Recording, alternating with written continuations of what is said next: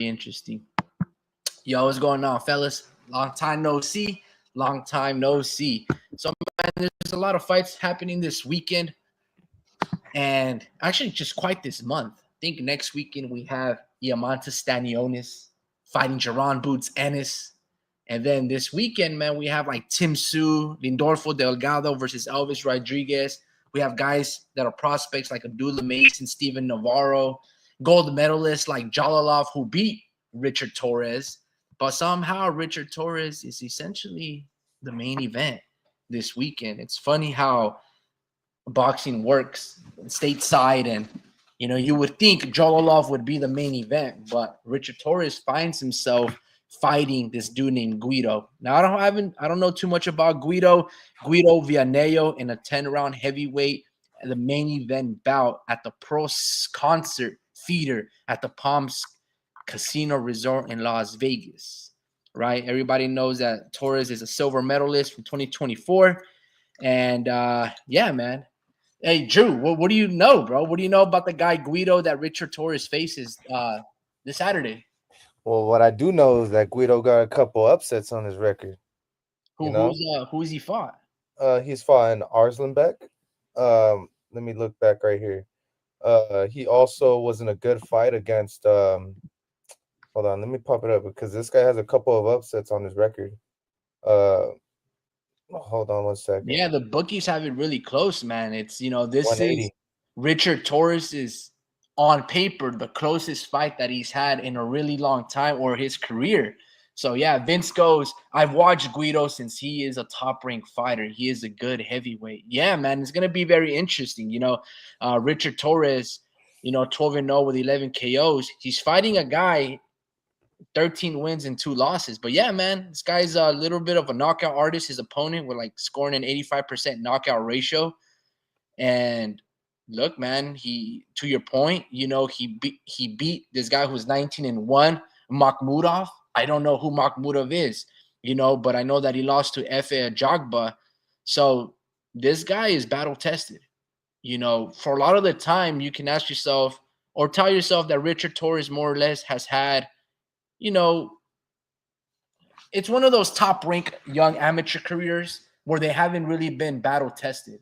Richard Torrez hasn't really been battle-tested. It's one of those things where, at least here in the United States, there isn't a big crop of heavyweights that you can mix and match. But Top Rank of late, their matchmaking has been horrible, bro. Like, you can't really watch a top-ranked card because a lot of these fights aren't competitive. If you go down the list of fighters that they have fought or on their roster, you're not really too excited for any of their fights, except like Michaela Mayer. And that was last weekend when she fought. And aside from that, you're not really excited for Top Rank. I don't know who their matchmaker is, but, Bob Arum, ever since he took a back seat, Top Rank has, in my opinion, has fallen down like of its grace. A lot of them, they invest a lot into the young amateurs that come out that have a decorated amateur career, guys like Steven Navarro, Richard Torrez, and things of that nature. But when it comes down to the pro game, they've yet to build a star. And it's shocking because they get all of those gold medalists that have big followings. Right? It's one of the top ranks cachet is that you have to have a social media presence. You have to be known. They go after the silver, gold medalists like Keyshawn Davis, Teofimo Lopez, and all of these guys that already have a following as kids. And the next thing you know, they build them up a little bit and they don't shine afterwards. It's just like, man, what's going on? And I believe it's a result of the lackluster matchmaking. I mean, yes, Richard Torrez is 12-0 with 12 knockouts or 11 knockouts, but it's like, who has he beaten? And yes, he's exciting because Mexican-American, California heavyweight silver medalist. Those are, he might be the only one who ever had those accolades. So I know that they're slowly moving and rolling the ball with him. But in terms of a competitive standpoint, it's like, bro, yeah, you can blitz these dudes in one round, but we're finally going to find out the true test. Now, you guys are telling me, Vince is telling me that he's a good heavyweight. Drew, you're telling me that this guy has upset some people. So how do you see this fight occurring, man? Yeah, man. So I think Richard Torrez also fights in spurts as well. But he's also he's awkward, Does you know. Guido And fight in spurts as well? no, he fights very responsible. But he can get chinny at times. But he's actually proven to me with Arslanbek, who is actually, I think he only wins by knockout, I believe. I think he's okay, 18 knockouts, 19 wins. So this guy definitely had power, and Villaneo actually knocked him out, and was pretty resilient in that fight. So he's Mhm. got a lot of heart, you know. So this guy is fighting a shorter man who's actually not used to this caliber of fighter, but it's actually a good test. Like I like matchmaking wise, like I actually love the matchup because obviously Richard Torres has like a puncher's chance, you know, Mhm. and if he actually gets a knockout, I mean that'll look really good in his record. Is just I think with the matchmaking, bro, like there's just not a lot of heavyweights in the United States that are good, you know, good enough to have a big name, um, and to actually like make dudes look good, like make it look good in the resume. So he's fighting a bunch of like somewhat cans, um, you know. So I mean, it doesn't really get any better than like Jermaine Franklin, and you know, like that's his bet. Like that's really as good as it gets. Like, and he's like a U.S. Olympian and all that. Uh, But you see, even a fight with Jermaine Franklin would be great. Jared Anderson, Michael Hunter. Like, bro, these are fights that I'm actually wanting to see Richard Torres. And again, Richard Torres has youth on his side, but it's like, but they're you know, all across the pond, you know, like all the good heavyweights, they're just across the pond, and all the big people in the United States are playing other sports, you know, and that's just the bottom line, you know, like that doesn't get Villaneo's an Italian, bro. They're bringing him all the way from Italy, I believe. So yeah, that's just what it is, bro. Like there was no other like there was no other way that Richard Torres wasn't gonna avoid going across the pond or fighting anyone across the pond without, you know, garnering more attention and you know and all that. So hopefully, yeah, I see. I mean, I'm not rooting against him. I hope he actually proves to be a good heavyweight, you know, and actually becomes a champion. But honestly, man, like it's just this guy. They see something in him, bro. Like there's a reason why they're easing him in. Look at Jared Anderson. Like would he you just say that let me ask you this, bro. yeah. Can Richard Torres, right? Can Richard Torres beat Andy Ruiz? Can Richard Torres beat Andy Ruiz? Yeah. Hmm. Can he I beat think Andy so. Ruiz of now? I think right now he has a chance, but before I think Andy Ruiz was too much of a dog, bro. He's just like Torres isn't he fights in spurts too much. Like he doesn't fight responsibly, and I feel like he gets uh too reckless, you know. And Andy, he doesn't do things like they're actually that's a good comparison, you know, because they're both short, but and I think Andy would actually look like a Richard Torres underneath all that fat, you know, but uh he just got faster hands, bro. And he's inside. That's Richard Torres' game, bro. Is an inside game, and just that you're gonna get caught when you have whoever has faster hands wins, you know. And yeah, I think before like the an older version, I mean a younger version of Andy, yeah, but I don't know right now. I don't know who he is as a fighter. But yeah, Richard Torres is getting eased in, and he's pretty much the last United States heavyweight. Like that's you know, like that's up, like that's coming up, you know, and actually can do something in the division. But uh, I don't know, man. There's highlight reels of this guy getting knocked out. Not highlight reels, like more than one. I mean, there is this guy named Jalalov that has a knockout over this guy and a loss, you know. So yeah, like he has his number. And so yeah, Richard Torres, it's just I don't see that style lasting a long time in the heavyweight division. Like you gotta be Mike Tyson to do that to you know to actually to be successful or actually take you far in that division, bro. Like it's just He's just too short, and these guys are too tall, man. I think Villaneo will actually expose that if he's actually able to get through Villaneo's like long reach and all that. Like, and I think he will connect. It's just Villaneo got heart, bro. Villaneo got heart, and he knows how to be durable, and honestly, man, like I got my money on Villaneo. Like I got my money on Villaneo. I can't put Who my money upset on. Richard? Yeah, Wow, that's yeah, crazy, bro. yeah. So, but it's close, bro. It's plus 180. And Damn, that's crazy, yeah, dude.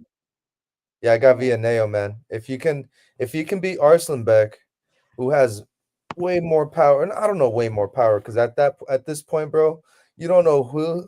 I guess you can you can like determine who punches harder, by the opposition. But I mean, with heavyweights, man, they all fucking punch hard. They all knocking heads off. I'm not gonna lie to you, bro. You're Dude, agreeing with me. I think Richard Torres. You're agreeing with me. No, bro. Well, I don't know, because I haven't seen Guido, so I can't really Mm. say much. But I think Richard Torres. I don't think he can be as accomplished as a unified upsetting Anthony Joshua, but I think he's better than Andy Ruiz, bro, Mm. because of that dedication factor. Bro, Yeah, like Andy Ruiz only good had point. a moment. You know what I'm saying? He only had a moment. That was the Anthony Joshua fight. But aside from that, bro, it's like, what else? Who else did he beat? Now you can say Joseph Parker, but neither Joseph Parker nor him, they really looked fantastic in that fight. You know what Yeah, I mean? And then immediately Andy Ruiz didn't even look good against Anthony Joshua. Not only did he not train, but that's the level of dedication that Richard Torres has that Andy doesn't. Now, I agree. Inside game, for sure. Andy Ruiz is a fucking beast. The dude throws great body combinations. The dude's good with it, bro. But this guy is not really dude that gets hurt. He's very durable, and he didn't want to follow up his success. Bro, I would still like to see a Deontay Wilder fight. Andy Ruiz versus Usyk, Andy Ruiz versus Joshua. Like, bro, this dude had like 100 million on the table that he could have made, yeah, but he decided to put ass tattoos and shit. yeah. He's making a I comeback, don't, by see, the way. I don't ever see Richard Torres doing shit like that. And that's what you Yeah, need in the sport of boxing, that dedication and that hard work that Andy Ruiz lacks. Richard's got it, and he's he got an definitely abundance stays in of the it. gym. Yeah, and that's what I'm saying, bro. Like for example, look at Zab Judah, right? Zab Judah dropped Floyd Mayweather. Floyd should have lost that fight by disqualification, right? Because Roger Mayweather stepped in there, choked out Zab Judah, blah, blah, blah. And look what Mayweather was able to accomplish. And you can say Zab was faster. Zab probably punched harder than Floyd Mayweather, X, Y, and Z. But just because you have athleticism and skill doesn't necessarily mean that you're gonna be the best in the sport of boxing. Like Floyd Mayweather is established, he left his mark, and you can say Zab Judah didn't really. Like Zab Judah is known by more or less by getting knocked out by Tim Tszú's father, Costa Tszú. Now I might be tripping. Now you'd be like, nah, probably not, nah. But I believe so. But I don't know, man. Yo, Speed, you there, bro? Your homie Ricky, Dream 123.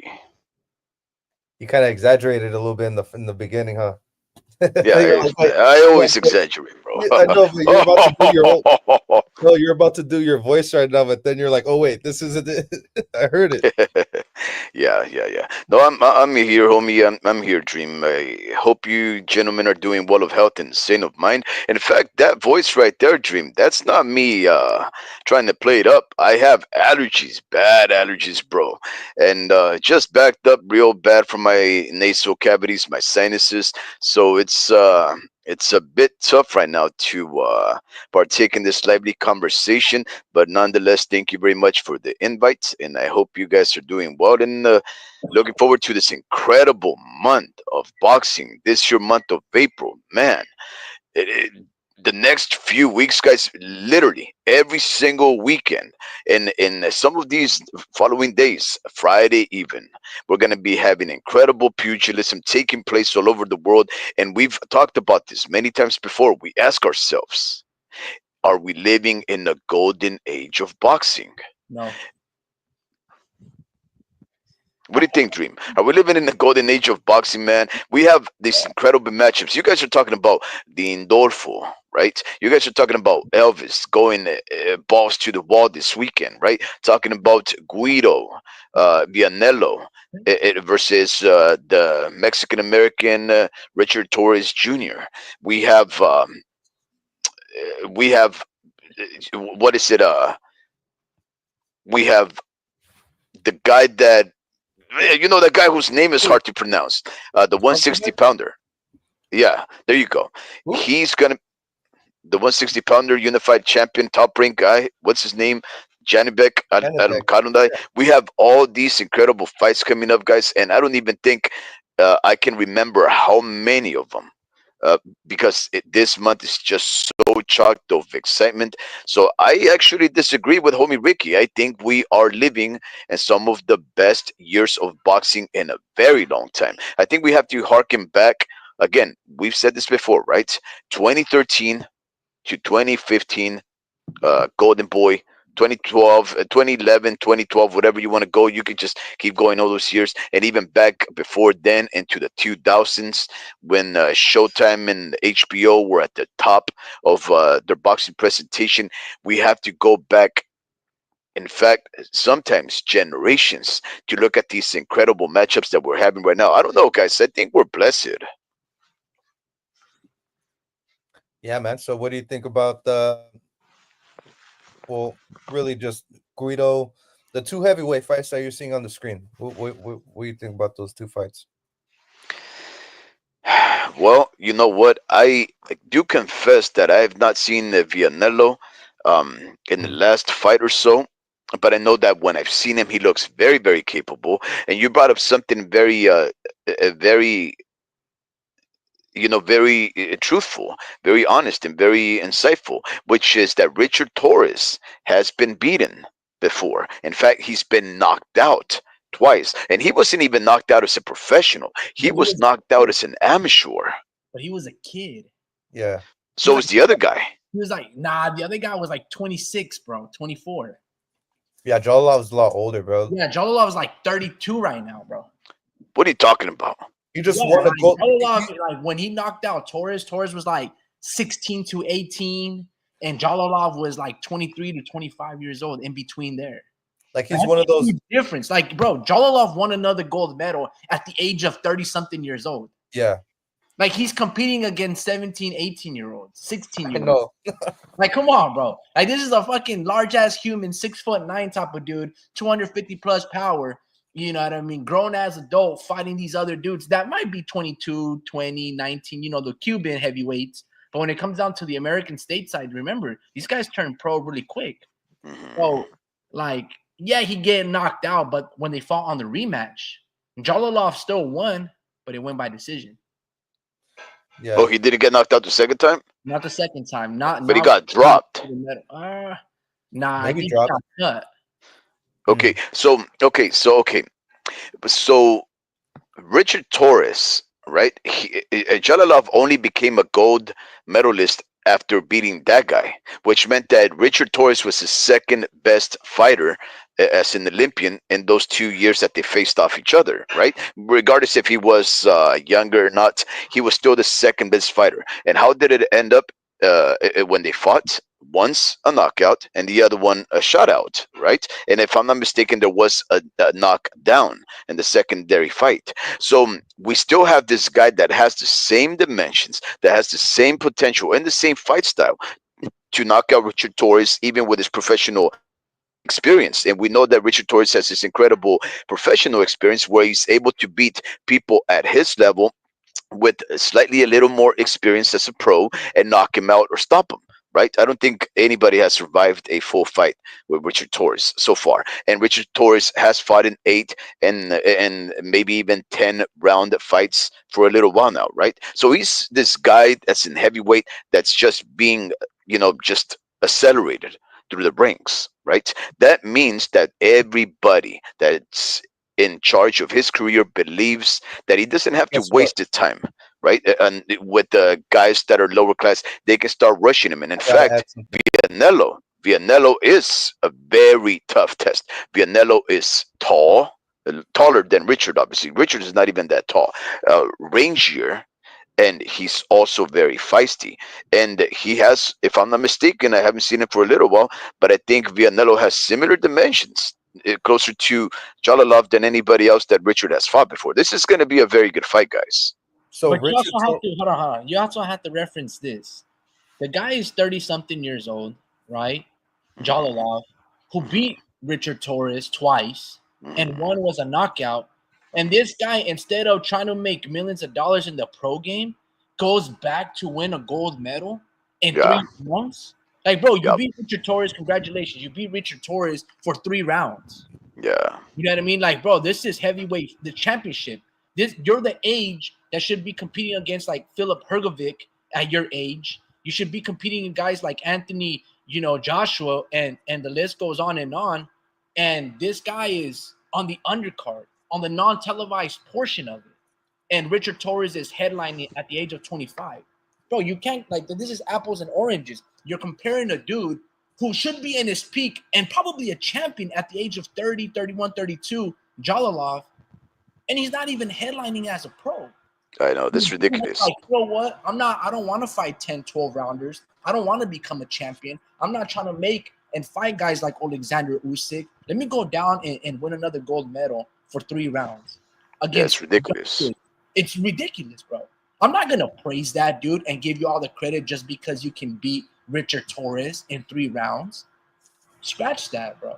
You know what I mean? yeah.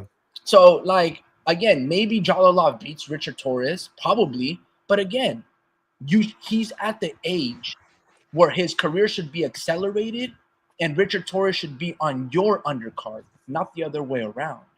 So And now again, Jalalov's gonna age. Jalalov will be forgotten. He will probably only be known if Richard Torres has a heavyweight professional career like Andy Ruiz. That's what he'll be known for. Like, it will be Now, complete honest. now he's in a race against time. Now he has to hurry up before he gets any older. He's gonna be like Beterbiev, and then like Beterbiev's just gonna get older and older, and yeah, bro. You're talking about Jalalov. Yeah, Jalalov, Yeah, yeah. it doesn't sound like Jalalov is going to be coming a pro back, guys. This guy seems like he's moving to honor his nation and to travel the world more so than make anything of But himself as a professional fighter. but he's being offered so much money, bro. Like it's almost at the millions, actually. From what I heard, on the podcast, they're offering him like a lot of sponsorships, and it's almost like the risk to reward is like too much, and there's obviously less competition as compared to the world class level fighter in the Olympics, and maybe you'll find that world class fighter in the Olympics here and there, but I mean there ain't no guy like that out there right now. But with the Richard Torres, bro, I was gonna point out that this is his first 10 rounder, Hmm. so that's a big deal. And Hmm. Villaneo's been like in 5 of them. Um, so yeah, dude, he was in a 10 rounder with Efe, went the distance with Efe, lost the decision, and then beat knocked out Arslanbek, who had a 100% knockout ratio at the time, and knocked him out in the 8th round. And yeah, bro. So and then he also fought this dude named Johnny Rice, like 2 years ago. But he knocked him out. But that's the only like evidence that tells you like that Richard Torres can like actually like hurt Guido. And I wouldn't be surprised honestly. Guido is 6'6", bro, Hmm. 6'6", and Torres is 6'1". So he's really gonna have to get in there, bro. And so We'll Well, see, it's man. not going to be hard for it's not going to be hard for him, Dream, because the style that Richard Torres possesses is perfect to fight the taller fighters. Right? He's very pressureful. He comes forward. He stays low. He digs to the body, and he has good uppercuts and he has good power. Right? So I think his style really is suitable to fighting the bigger guys. But you do bring up very interesting points, right? Which is one, this is going to be a 10-round fighter, and that's very crucial because although I don't think we've seen Richard Torres go anything past six, right? If he is going to go on a 10 rounder, it's not good to go with somebody like Guido because Guido can go those rounds. Guido can withstand that pressure. And if he's able to withstand that pressure and take him to the deep 8 rounds, 9 rounds, 10 rounds, some place that Richard has never been in, with the pressure and the fighting style and the aggression, the output that Richard Torres puts out there, putting all of his power behind every punch, if he's able to do that, he will probably tire out. Yeah, and I mean I that mean, the kid Richard gloves Torres. are coming off. That's just what this is. The kid gloves are coming off, and we're gonna find out what Richard Torres is all about, bro. Know what I mean? So like, this is Yeah. good, bro. This is what I'm finally excited for in terms of Richard Torres. Kid's This is that 25 step, years old. Guy plays the piano, little Mozart Jr. Just make it happen. and Period. it's a Like, good let's step go. up. It's a Yeah. good step up fight. Like this is actually not like this is a huge like highlight in his career if he's able to like really beat Guido. And if he beats him in a decision win, now I'll be like kind of shocked a little bit. That'll tell me that he can actually win rounds. And actually it depends on how it looks, like how the win looks. Um, but honestly, this Richard Torres gotta prove it to me. And if he can beat dudes like this, then I'm gonna start changing my opinion about this guy. Because this guy isn't Mike Tyson. I keep saying that, but he damn near got a record like Mike Tyson. Like when Mike Tyson was his age. So uh, it's just his style is what doesn't bother me. It's really entertaining, but it's what's the word I'm looking for? It's I don't know. It's a huge red flag to me. I mean, just too good to be true type of thing.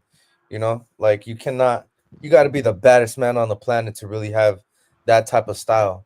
You know, um, to actually get to the top level.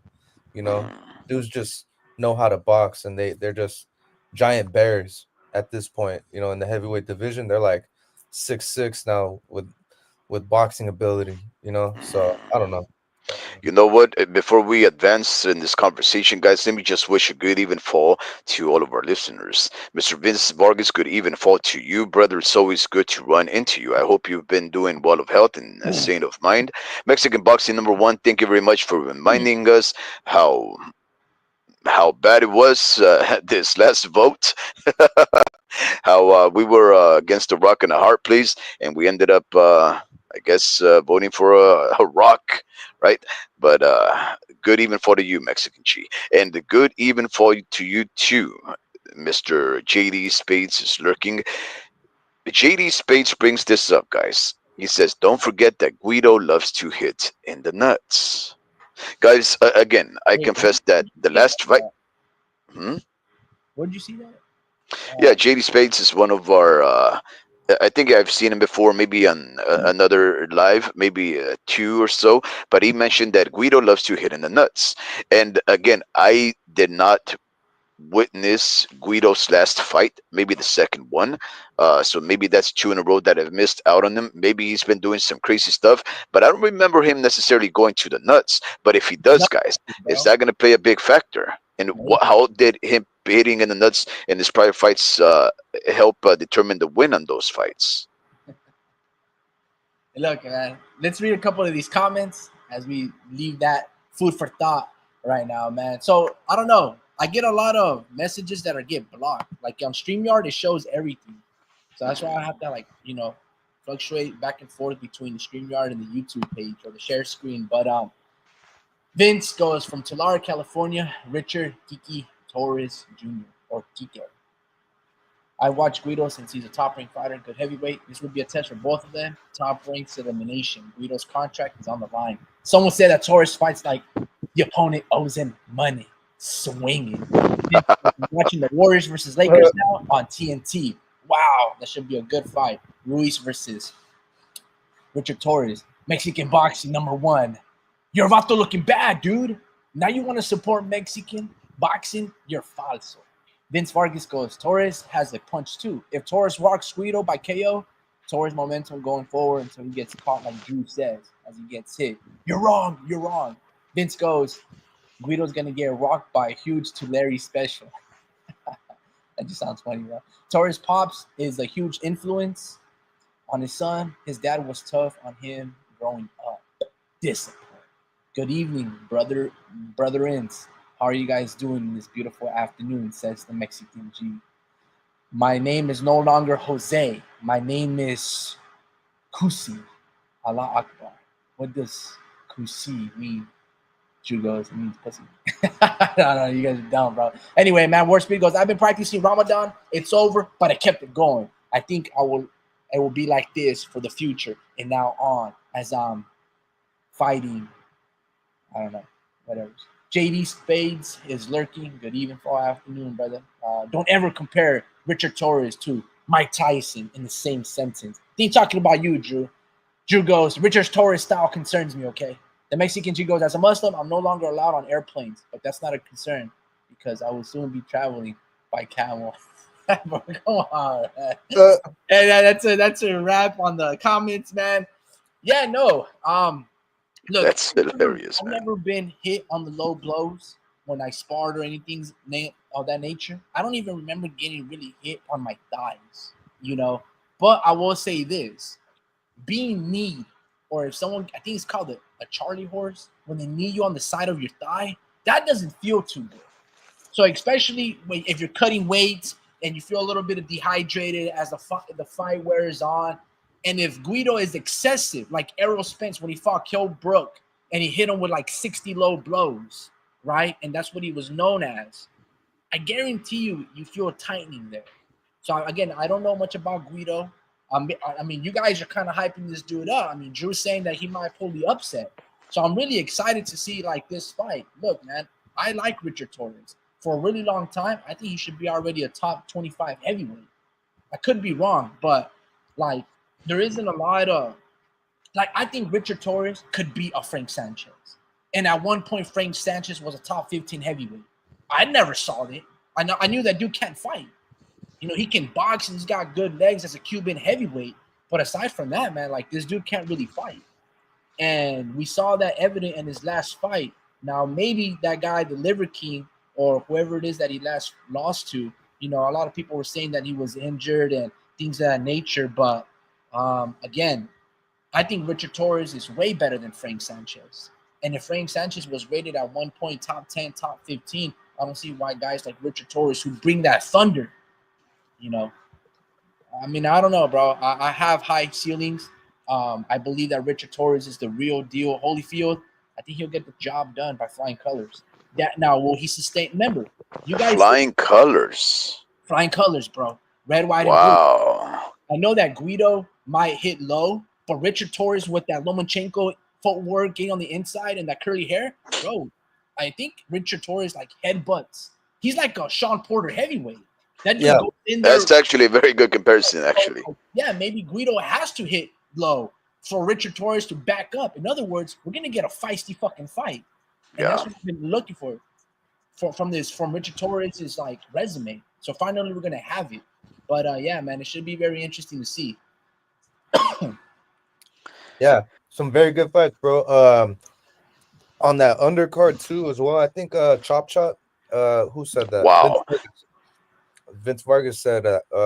That reminded me because I'm not gonna say I'm a huge fan, but I like his I'm style. a fan. I'm a fan of Chop Chop. No, I wasn't gonna say I'm a big fan, you know, but I think if after seeing this fight, you know, I probably will end up being like a bigger fan. It's just he's got to be I think once he's got to fight better opposition, I guess. But I mean, he's just starting. He's barely 12-0. But this guy Danny Cool, he just fought Shushu, and Shushu went the distance with this guy, and gave him all types of trouble. If Chop Chop is able to knock this dude out, I can see them like not lining him up with with Bruce with Shushu, or like, or even I don't know, maybe like some of Ruben Villa's like former opponents with that dude Sagawa or something. Um, Mhm. but yeah, I can see them lining those two guys up right there, because that's really like the cream that's rising to the top right there is Chop Chop and Shushu. And I might be forgetting someone else. I feel like I'm forgetting some other 20. Look, this is the undercard, guys. It really, this is the undercard for you to acquaint yourself with the prospects and the up and comers, and really some contenders for the near future. Right. This is a fight card that does star Richard Torres Jr. from Tulare, Fresno region, and Italian Guido Vianello. Right. The one fight that we're discussing, a very feisty, possibly fight of the night, explosive affair between Lindolfo Delgado, Mexican Olympian, or yeah, an Olympian representing the nation state of Mexico, and the Dominican Elvis Rodriguez. That guys right there. Listen, both of these fighters are feisty enough. Both of these fighters are skilled enough, and both of these fighters are defensively flawed enough to make for a very, very good fight. We'll talk about that soon enough, right? Here is another incredible. I don't know if he's already in the stage of a contender, guys, but we do have Abdullah Mason. Wow, Abdullah Mason, who the homie Ricky is famous for having described as the possible Terence Crawford of this modern generation, of this new era of boxers, versus Carlos Ornelas. Right? We have Albert So, Chop Chop Gonzalez yeah. versus Dana Coolwell. Now, the thing about Chop Chop, see, okay, when you think about somebody like Abdullah Mason, right, you think about somebody that's very, when they talk about, rock and water. Chop Chop reminds me of Virgil Ortiz. Abdullah Mason is very much fluid. Bro, Chop Chop Chop, Rodriguez, guys keep who's Chop Chop, bro? Chop Chop, help me, Ricky. Chop Chop is, His name's Albert Gonzalez.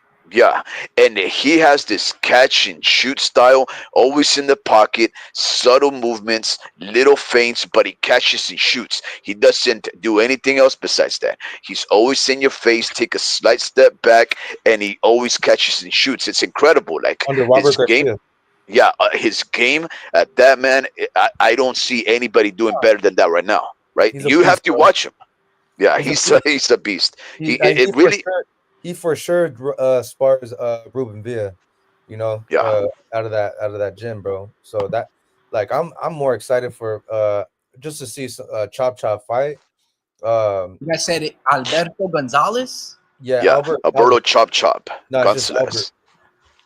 Oh yeah, It's just yeah. Albert Chop Chop Gonzalez, right? He's gonna be Uh, fighting a gentleman by the name of Dana Coolwell. cool. Well, Yeah. they fought on that Mike Tyson Jake Paul undercard, but So I've been in some in some circles of conversation, guys, discussing the prospects of or the best up and coming fighters. Right?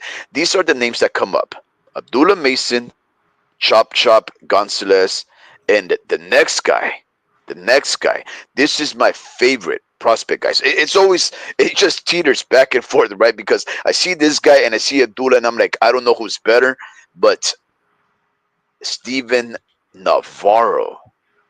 Steven he's still Navarro. starting. He's still I starting. know, Just barely he's still started. starting. He's barely gonna be in his sixth fight. But if you've seen how this guy fights, guys, they've compared him as a fighting style to Vasilo Meshenko, or more closer to Bam Rodriguez, because he's Mexican We American, gotta right? we gotta see more from him, but just because I mean, the impression that I get from him so far is that he doesn't have a lot of power. You know, Even uh, though he stopped every single person except the second yeah, fighter.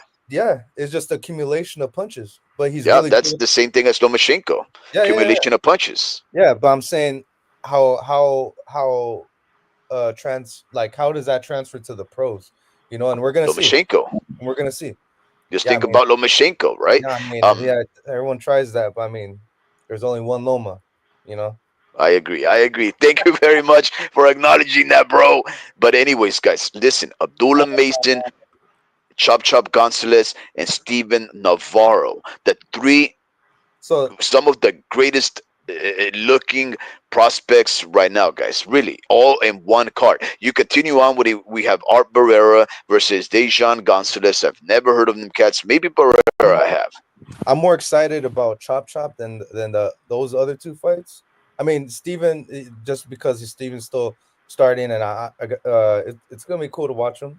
But with Abdullah Mason, they Hey, you actually guys switched. say chop chop one more time, bro. Here we go. Hold Jahi Tucker. Uh, on, Here's hold another on, prospect, guys. hold on. Filipino. Wait. I'm just going running through the names. Another very good prospect, Filipino from Las Vegas, DJ Zamora.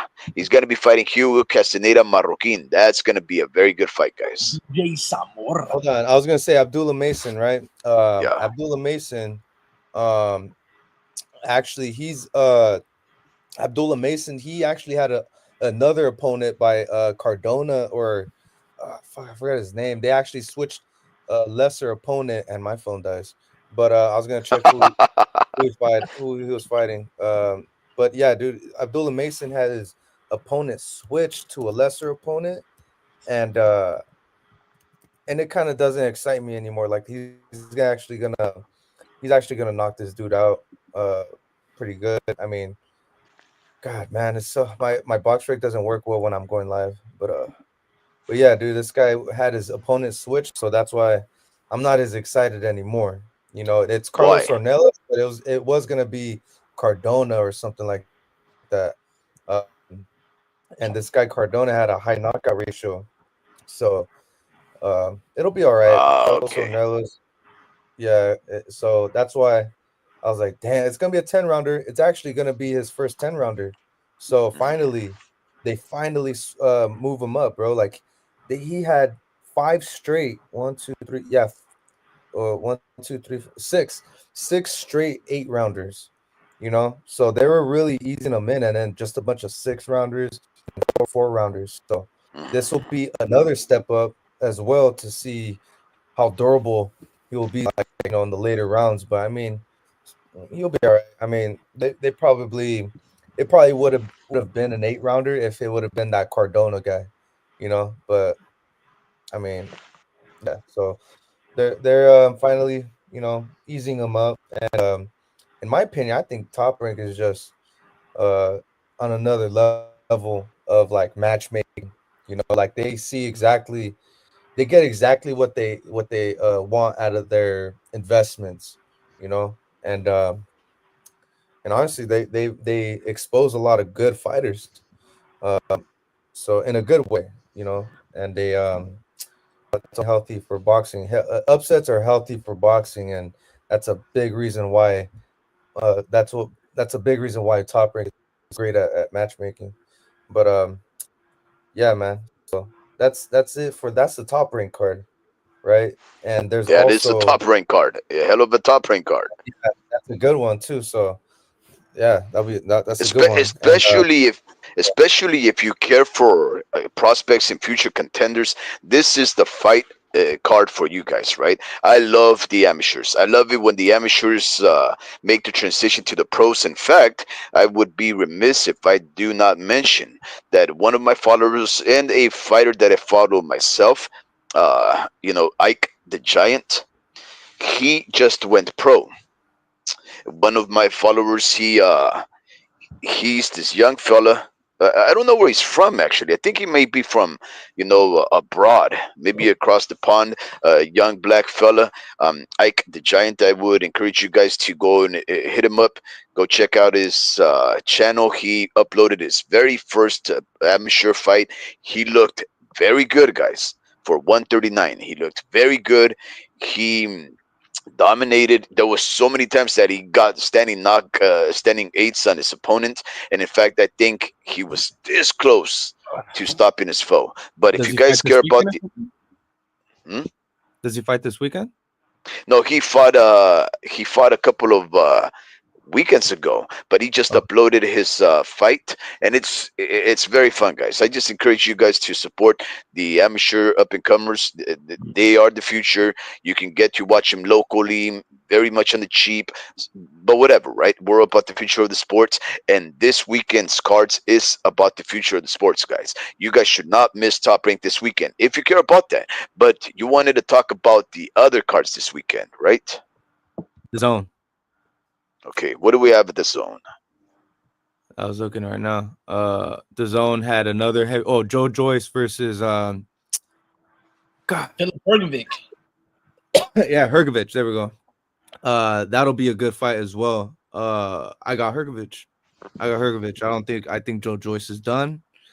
I don't think that chin is there anymore. If Hergovich can make the judges and sway the judges into beating a dude like Zhang, who has a shit ton of power, who actually knocked out Joe Joyce.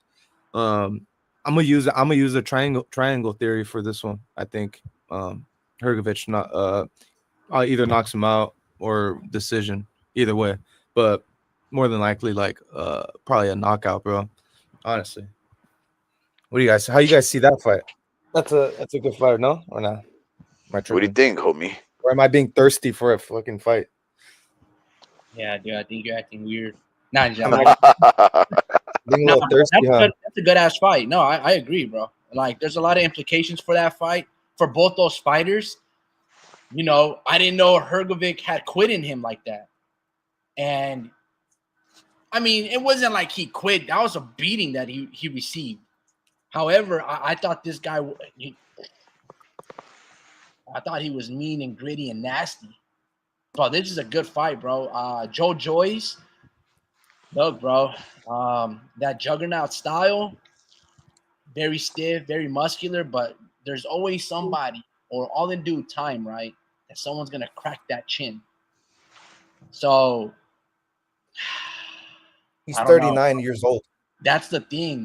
Yeah, I know. And that chin is also 39 years old of abuse. You know, it's not like this guy has slick defense. You know, his defense is that granite chin, but eventually it's gonna get busted up. And it's been happening, you know, against these prolific, larger than life, huge human beings. You know what I mean? So it's not like anybody is just breaking that chin and that juggernaut like defense, you know, of that granite of a chin. Like, bro, these are some heavy hitters. So Zhang is a big hitter, but again, Philip Hergovic, I think Hergovic, yeah, he's got it, bro. Yeah, the Yeah, only thing that Hergovich is concerns me, 6'6". guys. Oh, okay. Say, what was Hergovich that? and Joe Joyce. Go ahead. Because I was just gonna throw out a little stat. Like Hergovich is the one that's younger. He's 32, but both Yeah. these guys are like 6'6". Joe Joyce is just old. Go ahead, Rick. Yeah. Steve. No, I was just gonna say, right? I would be more concerned about Joe Joyce, right? Uh, having lost 3 out of his last 4 fights. If I didn't consider the fact that 2 of those losses were to the same fighter, right? Zile Zing beat him twice in a row. So, in fact, when we think about 39-year-old Joyce, we're really talking about a fighter that has beaten some good names, guys. Daniel Dubois, Carlos Takam, Christian Hammer, Joseph Parker. He's beaten those type of guys, right? Bryant Jennings, Bermain Stiverne, right? Kalajic, Iago Kalaje. He's beaten He these was type of different then. fighters, right? He was different then, though. Like he's just a different fighter now, dude. Like he's just Well, he's older, and he may have a little shotness to him, right? But what I'm trying to say is this: he's only lost to 2 guys. Sile saying one of the guys that we just talked about probably could knock everybody, probably be one of the oldest heavyweights in history. Or obviously, that turned out to be a non-event. But the other loss, and it's in fact the most recent loss, is the one that concerns me the most. He lost to Derek Chisora, guys. Derek He got knocked Chisora is, down. and he's equally old, right? Derek Chisora is a fighter that's long overdue for a retirement. In fact, I'm surprised if he hasn't been retired, right? Maybe they brought him back from the ashes to give him another opportunity, but he lost to Derek No, Chisora, guys, back to the edge. Bro, right? he's Think on the about rise. it, He's on the rise right now. He actually The thing he's is, though, with yeah, Chisora, bro, that guy actually has good defense. yeah. He blocks. Like, yeah, he does get hit in the face, and because dude's a warrior. He's one of the most action-packed, enjoyable heavyweights to He's watch. That's like he's 41. but he like the reason why he's able to have that type of Gabe Rosado like career is even though his career is brutal, in terms of who he's fought, there's some other fights that end with knockouts.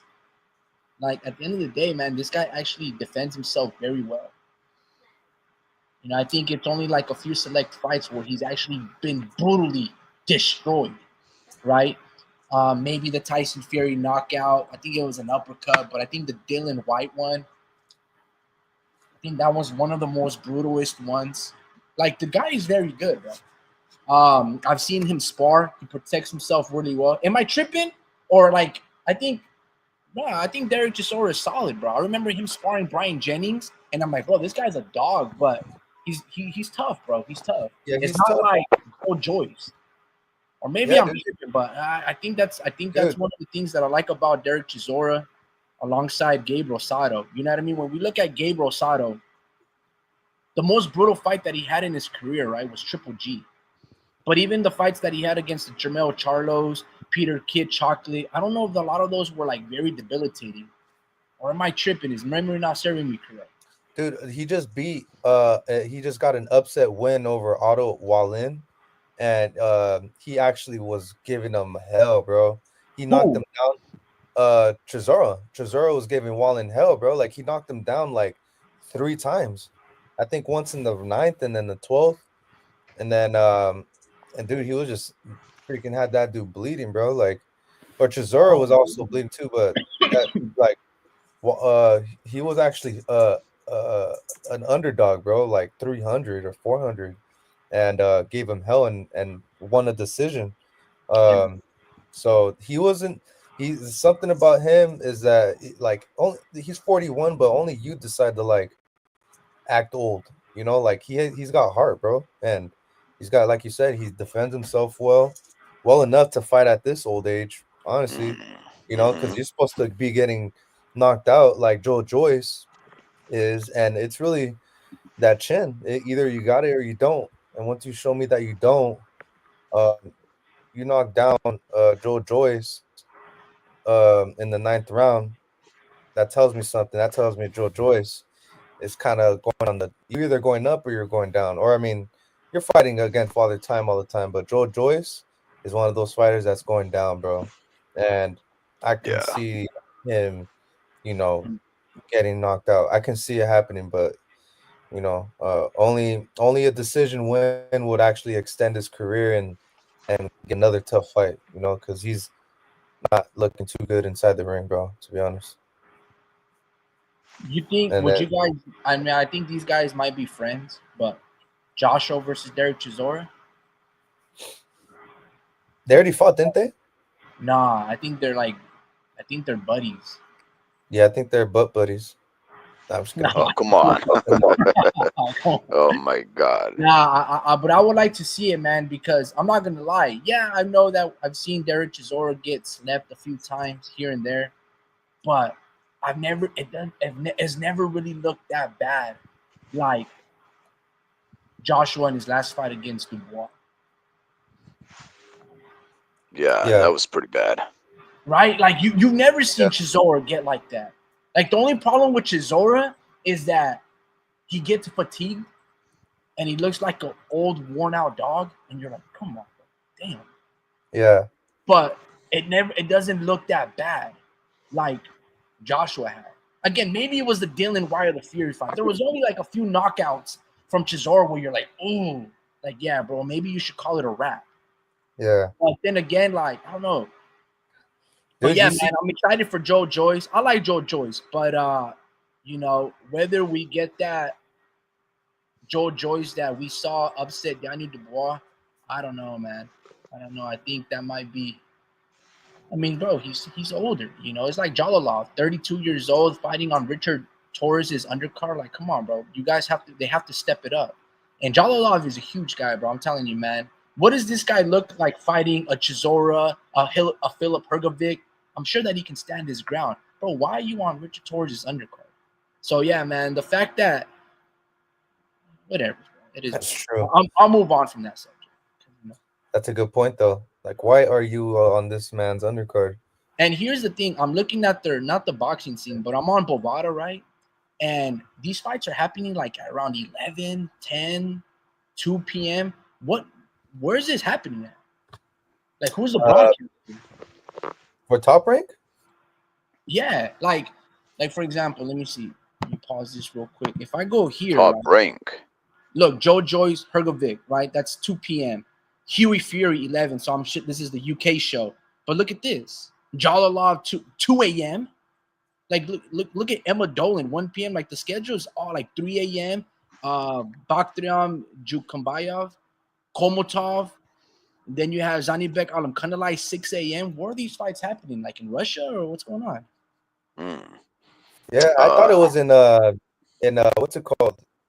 In Vegas. No, it's in Manchester. It's in Manchester in Great Britain. Huh. The Top Rank card? No. The Joyce versus Hergovic. Yeah, but we're talking about the Top Rank card. What's going on, country? I didn't even see you. Jololov's got folded like a lawn chair against Caballero. Yo, did they fight? Let me. Yeah, Ajit Caballero. He's the guy who knocked him out, bro. He gave him his first loss. Hergovic. Ooh. Remember I told you guys Ajit Caballero beat Hergovic. Remember? No, but Jalalov is the guy who knocked out Richard Torrez in the first time, right? Yeah. Oh, sorry about that, guys. I'm confusing my Eastern Europeans. No. These guys, Yeah. Vladimir Jalalov, Yeah, this guy, Mahmoud. it's happening at Palms Casino Resort. The Torres Villaneo fight. That's weird. Mm-hmm. No, I'm not talking about that one. Nah, maybe I just got confused. Nah, but yeah, no, like I just want to see Top Rank. Oh my God. Overall, like at the same time, man. Like for example, yes, you guys have fighters like Abdullah Mason. Yeah, they have fighters like all of these young cats, right? I just got destroyed. But yeah, man, I just want to see these young fighters fight one another. I want to see Emiliano Vargas fight Abdullah Mason. Fight when you guys are 19 years old. Then fight down the road when you're 24 and then 31. Like boxing, you guys remember Fight Night Round 3 on the Xbox 360? Yep. And there was always that rival. Like when you're building your career, you know, like my career, I forgot what it was called. But when you're playing story mode, essentially, and you build your character with his attributes and power and speed and all of these things, there's this guy who comes up. You guys are in the prospect phase, and you guys are both 9-0, and then you beat him. And then he's always calling you out, sending you these text messages, and you fight him like 5 or 6 times. But like the 6th time, by the time you fight him, the dude has like a worn-out record, and you might still be unblemished. A nemesis. Yeah, like that's your rival coming up. That's what boxing needs. Like they no longer sell us the good versus evil, like narratives. They don't tell us like, you know, like there's no Ricardo Mayorga to a Golden Boy. There's no Fernando Vargas to a Golden Boy. Like these fighters rarely talk trash, and they do. It's like to Twitter, but they never act on it. It's horrible, bro. It's just like today's boxing. That's what it lacks. Honest rivalries. Everybody is their brother. Everybody is their friend. Everyone wants to take pictures together. Everyone, like behind the scenes, they're texting you DM like, "Hey, bro, I respect this train that's spar." Like when Bud Crawford ran up against Teofimo, and Teofimo said something like, "Oh, you know, I like to spar you, though." Like, bro, just push him, fight him. Like he's not gonna really hit you in like Saudi Arabia. You get what I'm saying? Like, I don't know, man. It's Because it's just either real beef or legit rivalries, bro. it's either real beef or they're best friends. It's like if it's something in between, then it's not the best fight. You know, like I don't know, man. It's just hard to like make these guys. I don't know, like just like learn from Briggs, you know, and I don't know, just get creative, man. Just But not even that. Like, look at Tevin Farmer fought Camarón Zepeda over the weekend, and Danny Garcia was in attendance. Danny Garcia, because Tevin Farmer's from Philadelphia or somewhere around that area, and yeah, it's like he's probably supporting his guy. Maybe that's even on Danny Garcia's fighting roster.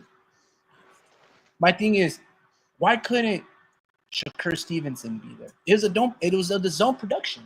He could have asked Eddie Hearn, the Golden Boy, yo, let me be there and let me push Camarón Zepeda. Like, for example, Erislandy Lara. I forgot who Canelo had beaten, and Erislandy Lara was in attendance right there.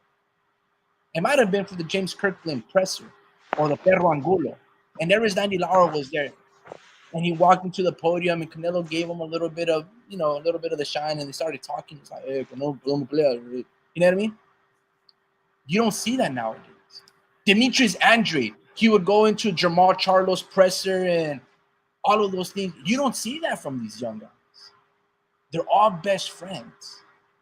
And it's like, and it's just the American scene. Like, that's what we're focusing on, right? But you never see like Usyk and all these guys do those things either. But they're usually in the attendance scoping out the competition. Like Lomachenko, I forgot which fight it was, but Lomachenko and Shakur were talking smack to one another. That's what makes boxing exciting. Not friendly competitors. Bro, Hitman Hearns and I don't even know if Duran, but Hitman Hearns and Sugar Ray Leonard. I saw this podcast and there's still some true animosity between those I two. know, And it's just like, hell yeah. dude. That's what made boxing great, bro. Example. I don't know. Like, I can't be excited for it. Like, these Let guys me are fake to me. Let me give you an example. There's this dude named Cameron Vuong and Jordan Flynn, dude. These guys were beefing so hard, bro. And these Wow. guys, Did you see that fight? hold on. And they were and this isn't even like a world championship bout. This isn't nothing too big. This is just two countrymen just beefing, bro. And they really promoted the shit out of this fight.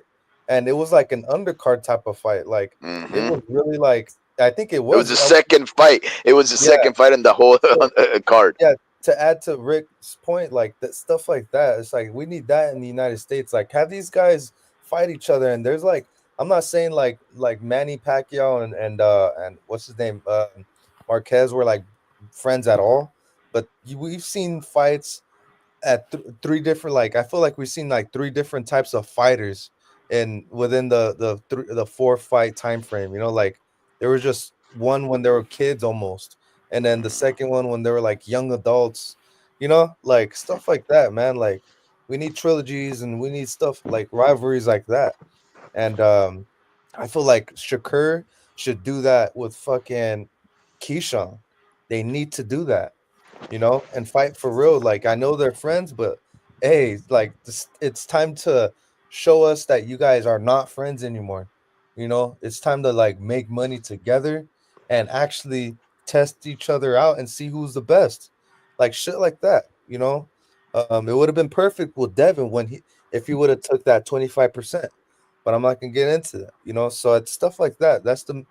It's stuff like that, bro. But I do see what you're saying. Like they need to promote fights that aren't even like title fights. You know, they need to start beefs. They need to start all this. That's why I kind of like T.O. a little bit. I mean, But I it's know almost not only that, not to cut you off though, Drew, but you see that in everyday sports now, in American football as well. You know what I mean? You almost see it in baseball as well. America's pastime. Everybody hates on the Dodgers, right? But the best rivalries like the Giants versus the Dodgers versus the now the San Diego Padres. There's rivalries brewing.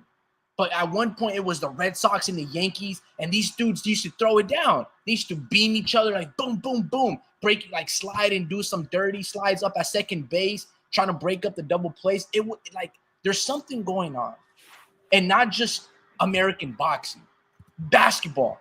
Dudes don't even play defense, right? They just want to be off finesse. Same thing in American football. You can't tackle. You don't want to body slam. Even if you get a penalty flag, imagine suplexing a dude. What? Boom!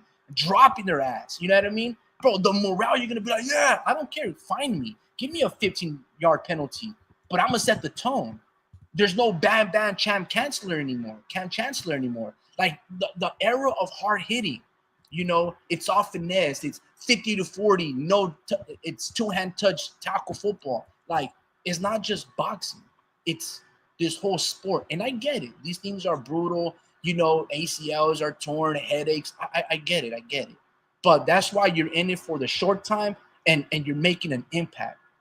And these fighters are possibly, that's why they're looking to fight at 40 years old, is because that impact of combat and like sustained, it's not there no more. And that's why you can have longevity.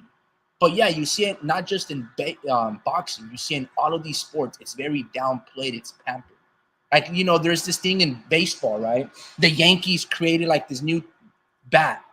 And it's almost like they're putting a double barrel, right? I don't know if you guys know like too much about baseball bats. But, there's like a traditional baseball bat. Now they like manufactured it a little bit. Just the Yankees so far, right? There's this new tech. And they just changed how you like the barrel is a complete different shape. It almost looks like a flat surface just so they can hit more long balls, home runs. It's ridiculous. Everything is like, it's just American sports. I don't know what it is, man. Boxing is the same thing too. Everything is watered down. There's not like true rivalries. Like, look, I mean, I don't like Bud Crawford, but that dude, when Bud Crawford fight Jose Benavidez Jr. in that press conference, and there was like true animosity, like, come on, bro. If you punch me in the face, even if you're one of my best friends, I'm gonna punch you back. And I'm gonna be like, yeah, you like that? Yeah. Now we're like, bro, it's on. I'm not gonna be like, hey, yo, bro, nice touch, bro. I'm not gonna be like Mikey Garcia raising my fist after every fucking round that I lost. Every round that I lost, I should be very angered and then bring you the next 3 minutes of the next round. I'm gonna bring it hell, bro. You don't see that, bro. All of these guys want to touch gloves, like Zurdo always touching Biv's glove after every round. Like, bro, this dude is fucking you up. He's outlining you every single round, and you want to touch gloves with him? Bro, the days of Marco Antonio Barrera when he was bowling Saram Ali, when he was bowling Prince Nassim, and he was turning him and all of these things, like, that era is gone. What about that Ubang Ben shit? I like that. Mm-hmm. I like that. Mm-hmm. But we need more of that. Mm-hmm. Like, yeah. Yeah, dude, stuff like that. I think that's what carries the sport right there. And they gotta like tap into their like villain role, and somebody gotta be the villain, man. And I'm not saying slapping an egg on someone's face is gonna do it, but yeah, man, just get tactical. I mean, like, just do something, man. Like where they can start talking about certain aspects, like, I don't know, man. It can be like as competitive as it can be, and no crazy disrespect. Just say my skills are better than yours.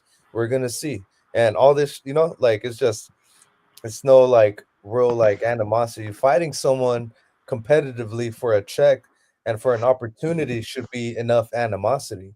Wait, I don't even know if I can show that. I didn't even notice that. You probably can't, huh? I don't know. I mean, it's blurred out, but still. Yeah, I know. Oh, damn. Adi Maddie, bro. Adi Maddie, huh? Whoa. Bro. The Maddie, bro. That's an honor. Adi, I hope you are doing well of health and state of mind. Good to see you in these YouTube streets. Yeah, man, it's been a minute since we've seen Adi Medi, whatever it stands for. Well, it's also been a minute since we've been as actively discussing the sport of boxing. Dream, time flies quick. In fact, I wish I could do a little bit more, guys. But the screaming madman, he's been losing his voice. We know that he's been losing his voice for months now, so he hasn't been able to do anything. And the stuff that he's provided, guys, to me to upload, it's horrible. It's really horrible, bad quality. His voice is like crap, so we don't even upload him. I'm just nah. We're gonna get quality out of you. We're not gonna get nothing, and I think he's a little upset at me, right? So I've been doing these schizo shorts, just trying to keep the channel up, guys. Because without the madman, I can't really get any, anywhere, right? But this the schizo shorts, they're not doing it, guys. People don't understand what I'm trying to get at. I'm just trying to show how schizo the world is, right? But anyways, it's good that we do see a gentleman like Adi Medi, the Mexican G, Or coming over here, and man, or man, oh man, it's good. I or, love these guys. or there's this guy that's giving me a hard time, and he really doesn't like, or yeah, he doesn't like this. All these people talking bad about MMA because he's an MMA guy. So he was like, he kind of sounds like your guy, and he's been wanting to like introduce himself. So he's been really like really mad, pissed about people's spec pessimistic outlook on Dana White's Mhm. involvement in boxing, Nah, and he really thinks it's gonna come through and be successful, and he wants to like really like it's gonna back be a him up. whimper. What happened? And, like it's gonna be a whimper. Like ain't nobody gonna be talking about that shit. No, I have some. Hold on. Furman versus Brock Jarvis, bro. That was fun. Oh yeah, oh yeah, that was good. I That was just good hope he doesn't take 3, 4 more years to fight. again. Yeah, Yeah. Like Keith Thurman, yeah, he was my favorite fighter, bro. Like dude. like during his peak, the guy was he was very well spoken, and he would give these amazing interviews. And whether he Mhm. was talking about food, spiritual, playing the flute, all of bro, Keith Thurman was unique. He's a spiritual brother, bro. You know what I mean?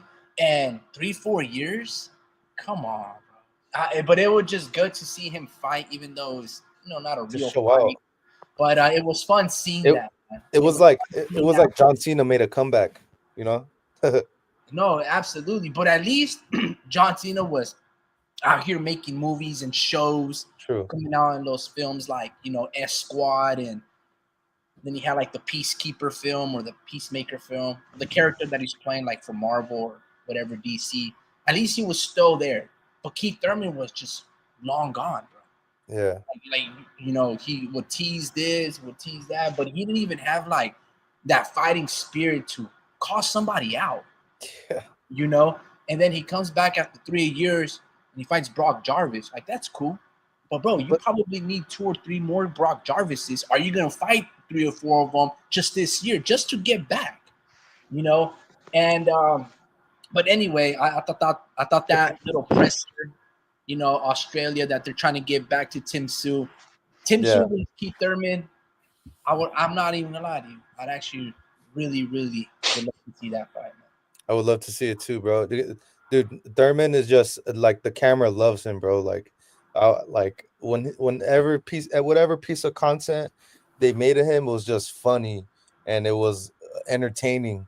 Just anything that came out of his mouth, and like he's in like he talks like he's in like a movie, like a villain or something. And he's, like the way Brock Jarvis is like making fun of him, and then he goes, "What was that? What was that?" you know it was just funny, man.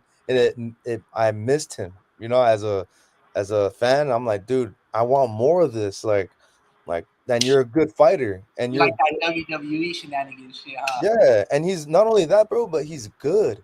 Like, he's a threat to the welterweight division, but I'm not even sure if he makes it anymore. But he's a threat still with that two, bro. And with the personality, it's like, bro, there was once a time where this guy was one of the best welterweights, and I really wanted him and Spence. Like, I really thought he was gonna be like the ones, bro. You know, like that. We're talking like I'm glad Virgil is somewhat. I don't call it a comeback, but after all the stuff that he's been through, he's finally getting a rhythm going. You know, and with Thurman, it's like there ain't nothing wrong. There ain't nothing. You know, like it's just I don't know. It's just getting married on the side and just not fighting, not staying active. You know, as you know, so sucks. So here's the interesting thing about Keith Thurman, guys. With and it's good that you guys bring him up, right? Because we have to consider what does Keith Thurman represent in the sport right now, right? A fighter that's been in absentia for 3 years, guys. It's really hard for anybody in the sport, especially with the involvement of Turkey Ali Sheik and all the going on, Dana White, and all of these power moves that are taking place all over the boxing world. It's hard to even keep track of a fight that took place 1 month ago, right? Because there's so much going on. But Keith Thurman somehow made a splash after a 3 year absence, and now everybody's thinking, what's next?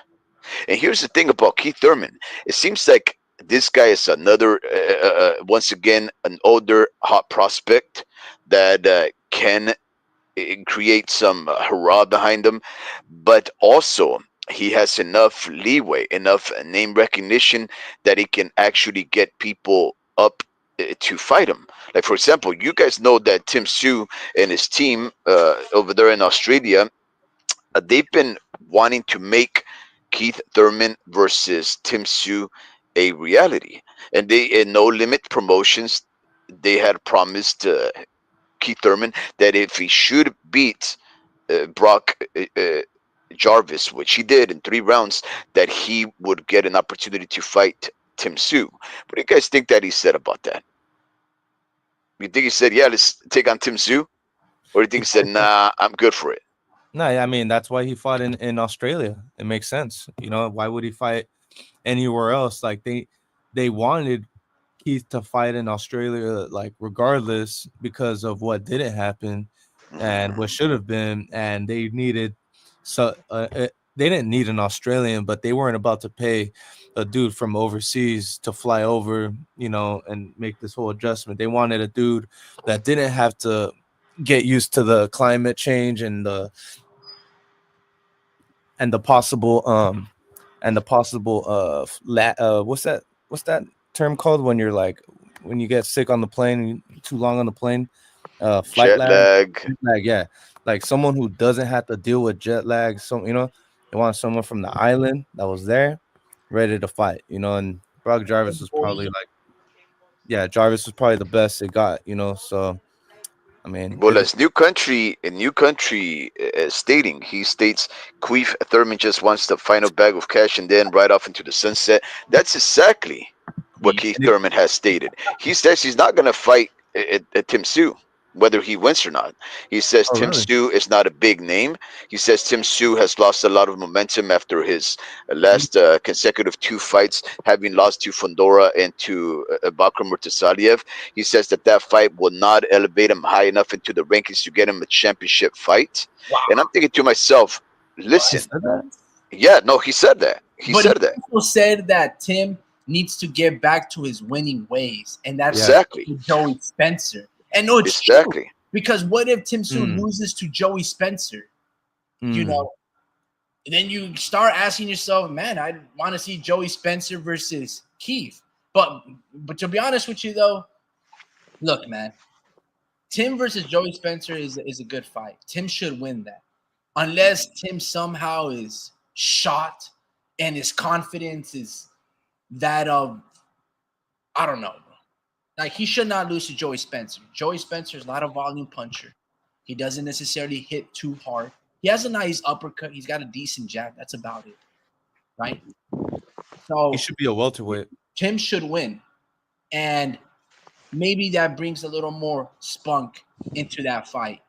But yeah, no, man, Keith's just talking out the side of his neck. It's like, No, bro, no, no. He doesn't want it, guys. He doesn't want it. This dude, is what he stated. This is dude, because dude, that dude has lost like 3-4 years of momentum. Ain't nobody looking for Keith Thurman, bro. Like, come on, Yeah, no, well, homie. uh, No Limit was looking for Keith Thurman to raise the name of Brock Jarvis. Unfortunately, those plans went on the side, right?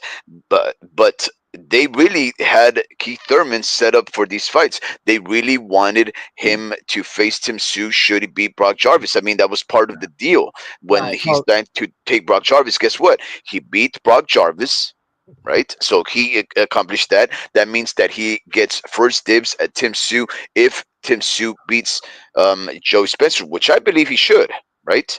Unless of course, and there's a possibility, unless of course Tim Tszyu is a shot fighter. No, But nonetheless, this so is what he stated. This is what he stated. He says, "I'm getting tired of this question regarding Tim Tszyu and him, right? I'm not mad at you. I'm not. I'm just mad at the question. They keep bringing Tim Tszyu's name. I don't want a fighter. I want fights and I want to get paid. 3 years of inactivity. You don't know the life of a boxer. I don't fight. I don't get paid. There's not many side gigs that I can do. I can do some commenting, this and that, but those checks are nowhere near what a fight money brings to me, my family, and my career." This guy, like a that's a country is stating, he wants the biggest purse. He doesn't necessarily want to climb the ranks if it means that it's going to take 2 or 3 fights to get to a championship fight. He doesn't want a 10-round Tim Tszyu fight because a 10-round fight won't pay as much as a championship 12-rounder. So this guy wants to just mosey on in to the top ranks of any championship belt, championship division, and get the most money. I don't think that's he deserves it. it's like Danny Garcia when he made a bounce back at 154 and then he moved against Jose Benavidez and he fought Erislandy Lara. We get it. We get those things. But here's the thing, bro. Tim Tszyu is popular. yeah, he's a He's popular sellout. in Australia. Like, there's no one else that Keith Thurman can fight that isn't a champion that's gonna get you paid more than Tim Tszyu. Maybe Errol Spence, but I'm not even gonna go there. Like, who else like is Keith gonna fight? Like, bro, Tim Tszyu is a huge name. Maybe not a draw in Minnesota at the U.S. Armory, but if you go fight him in Australia like you did against Brock, bro, No Limit made a face-off against you and Brock. Some dude that has been inactive for 3-4 years, Thurman, and Brock Jarvis, who I confused for the phase Jarvis. That's hilarious, bro. So Bro, oh, that's what No Limit can do for you against Brock Jarvis. They might just bring out an open stadium like they did with Jeff Horn and Pacquiao for you and Tim. Yeah, yeah. no, you hit it. So hold on. Even keep talking about like, man, we don't know the life of a boxer. Bro, you chose this life. Just like you chose to be inactive. Because you could have fought with an injured shoulder, an injured elbow, but you wanted all the stars to be perfect. You wanted a perfect camp, right? Where you were, coming off surgery, hand surgery. Bro, you can't take 3-4 years off and then complain that, oh, I'm not getting paid. You get what I'm saying? Like, you mean to tell me, Keith Thurman, that you somehow didn't learn to be a manager and maybe build one-time promotions and sign like a Frank Martin, like Errol Spence did? There's no way that you could have been not just a commentator, but you couldn't, chop it up with Sean Porter, like Sean Porter did with like podcasts. Thurman, you can't do none of those things. So, like, I don't want to hear that, oh, we don't know the life of a boxer. No, you're just getting a little taste of what life is not being a competing athlete. Yeah. You can't even respect the hardworking man in that aspect because he's probably never had a job before. His job was being an athlete. Yep. And that's just a little part of your life. Maybe if you're lucky, 10 years. But realistically, it's only 3 to 5 years, maybe 2, 3, that you can really make an impact or make some longevity or make some good money here in the sport of boxing. So Keith Thurman, look, bro, it's just ridiculous. This notion that he wants to I don't know, but yeah, bro. Tim He Sue, just Keith Thurman in Australia is a huge fight. A lot of Yup, people will tune in with it. They'll exactly. fight. Tim Sue, bro. Like, I don't think Tim Sue is shot. Like, a lot of people would lose to Tarantula, 6'7" Sebastian Fundora. Like, dude, you've never seen a 6'7", 154 pounder. The closest one would be Paul Williams, right? Like, that dude is huge. It's an anomaly. It's weird, right? And then we just did not know much about Murtazalia. Yeah. Now we know. You get what I'm saying? Like, so those things in the sport of boxing happen. It just happens to happen to Tim Sue, who was once at the peak, but that's just Tim Sue will be fine. I don't think he'll have those problems against Joe Spencer. I expect I Tim. don't know. I don't know. We're only 2 days away, homie. 2 days away from witnessing that. And here's the thing, right? Joey Spencer is a young fella, right? He fights like he's green. He looks like he's green, right? Even though we've seen him for what 4 or 5 years of his career now, right? If he loses to Joey Spencer, which I would wager to say that Joey Spencer is a viable, tough enough opponent to get Tim Sue enough of a mental state to become a winner again, but also enough of a prospect and green enough to make it a safe bet that Tim Sue should win. Right? This is a fight that is set up for Tim to win, not to make Joey Spencer a star. Right? This is Joey Spencer's toughest fight to date, I would say. Right? Even though we do have a traumatized Tim Sue, right? But Remember, though, but the just to hmm? cut you off, uh, old boy Joey Spencer, he's also kind of inactive, and he Yeah, lost to Abel Alejandro. Was it Ramos. Alejandro? Yeah, That was Jesus his last Ramos. fight. Yeah, and that's probably like Canelo versus Jermell Charlo, bro. Yep. You get what I'm saying? So like That was Spencer at your is in house. that position where like you haven't even beaten a Brian Mendoza. I don't even know if you can beat Terrell Gachet, right? Or fighters in that level. And like, bro, Tim probably win by knockout. I like Joey Spencer, guy. He's a cool kid. When he was coming up on like Boxing Eagle like 10 years ago, when he was like a 16, 17-year-old prospect turning pro and things of that nature. But like, Mhm.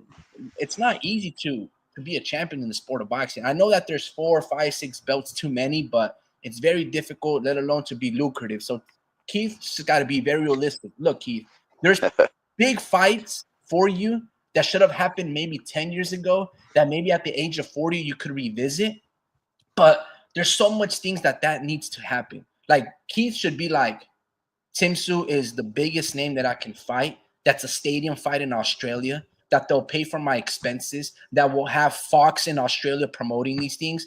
Keith should be open arms to that fight. Yeah, ridiculous. Bro, Keith Thurman gets knocked out by Tim Sue. That You know fight what?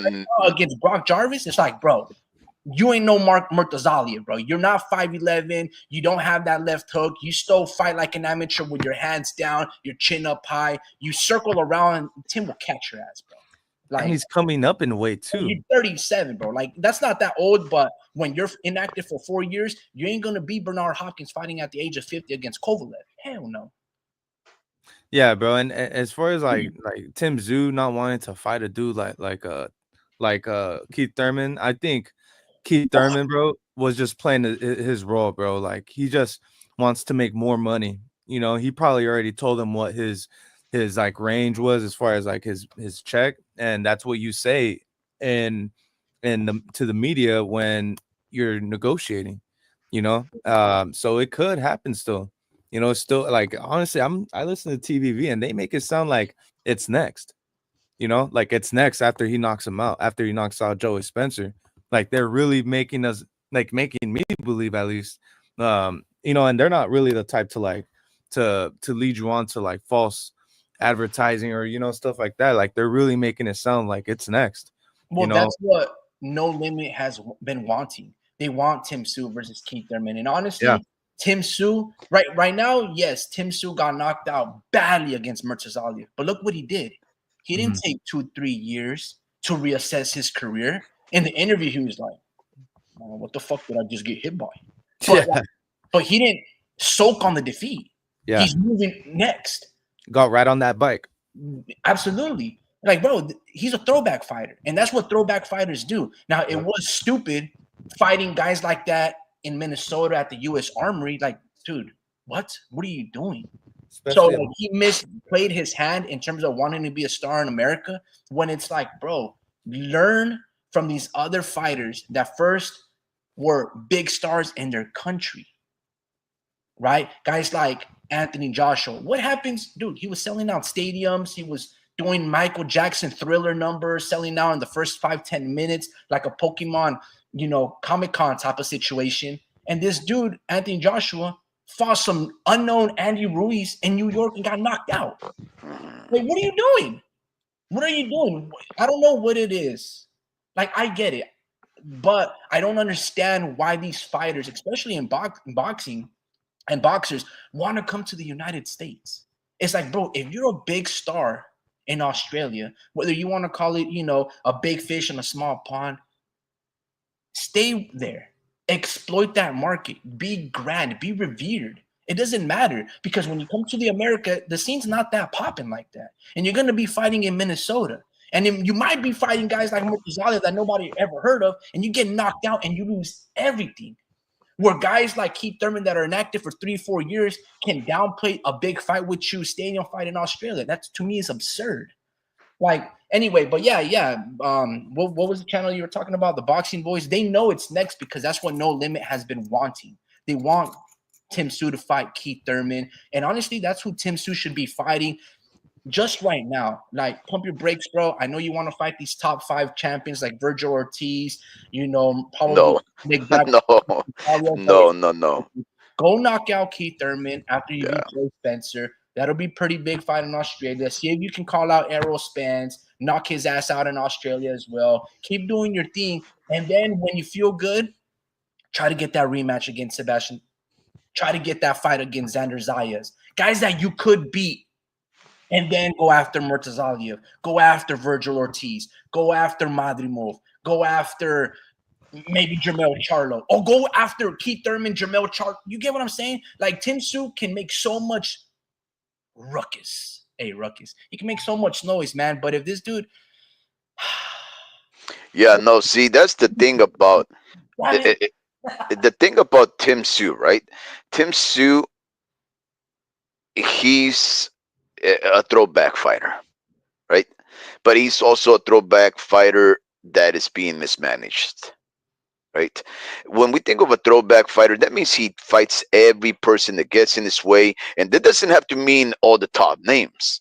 Sometimes it has to mean, just regular randos that nobody knows who they are, right? Guys that are trying to make their bones, guys that are coming up, sometimes, journeymen, gatekeepers. You have to fight everybody. You just have to keep busy, right? This guy, Tim Tszyu, has had one of the toughest streaks, besides, I would say, Sebastian Fedora and, of course, undisputed Charlo at 154. Going back to Dennis Hogan, Steve Spark, Takeshi Inoue, Terrell Gausha, Tony Harrison, Carlos Ocampo, Brian Mendoza, Sebastian Fedora, and Bakr Murtazalia. That's an incredible resume of fighters that this guy has under his name, right? Yeah, hell yeah. Dude, and I think, honestly, I don't think they mismanaged him. I think they mismanaged him inside the ring. Like, he shouldn't have ever...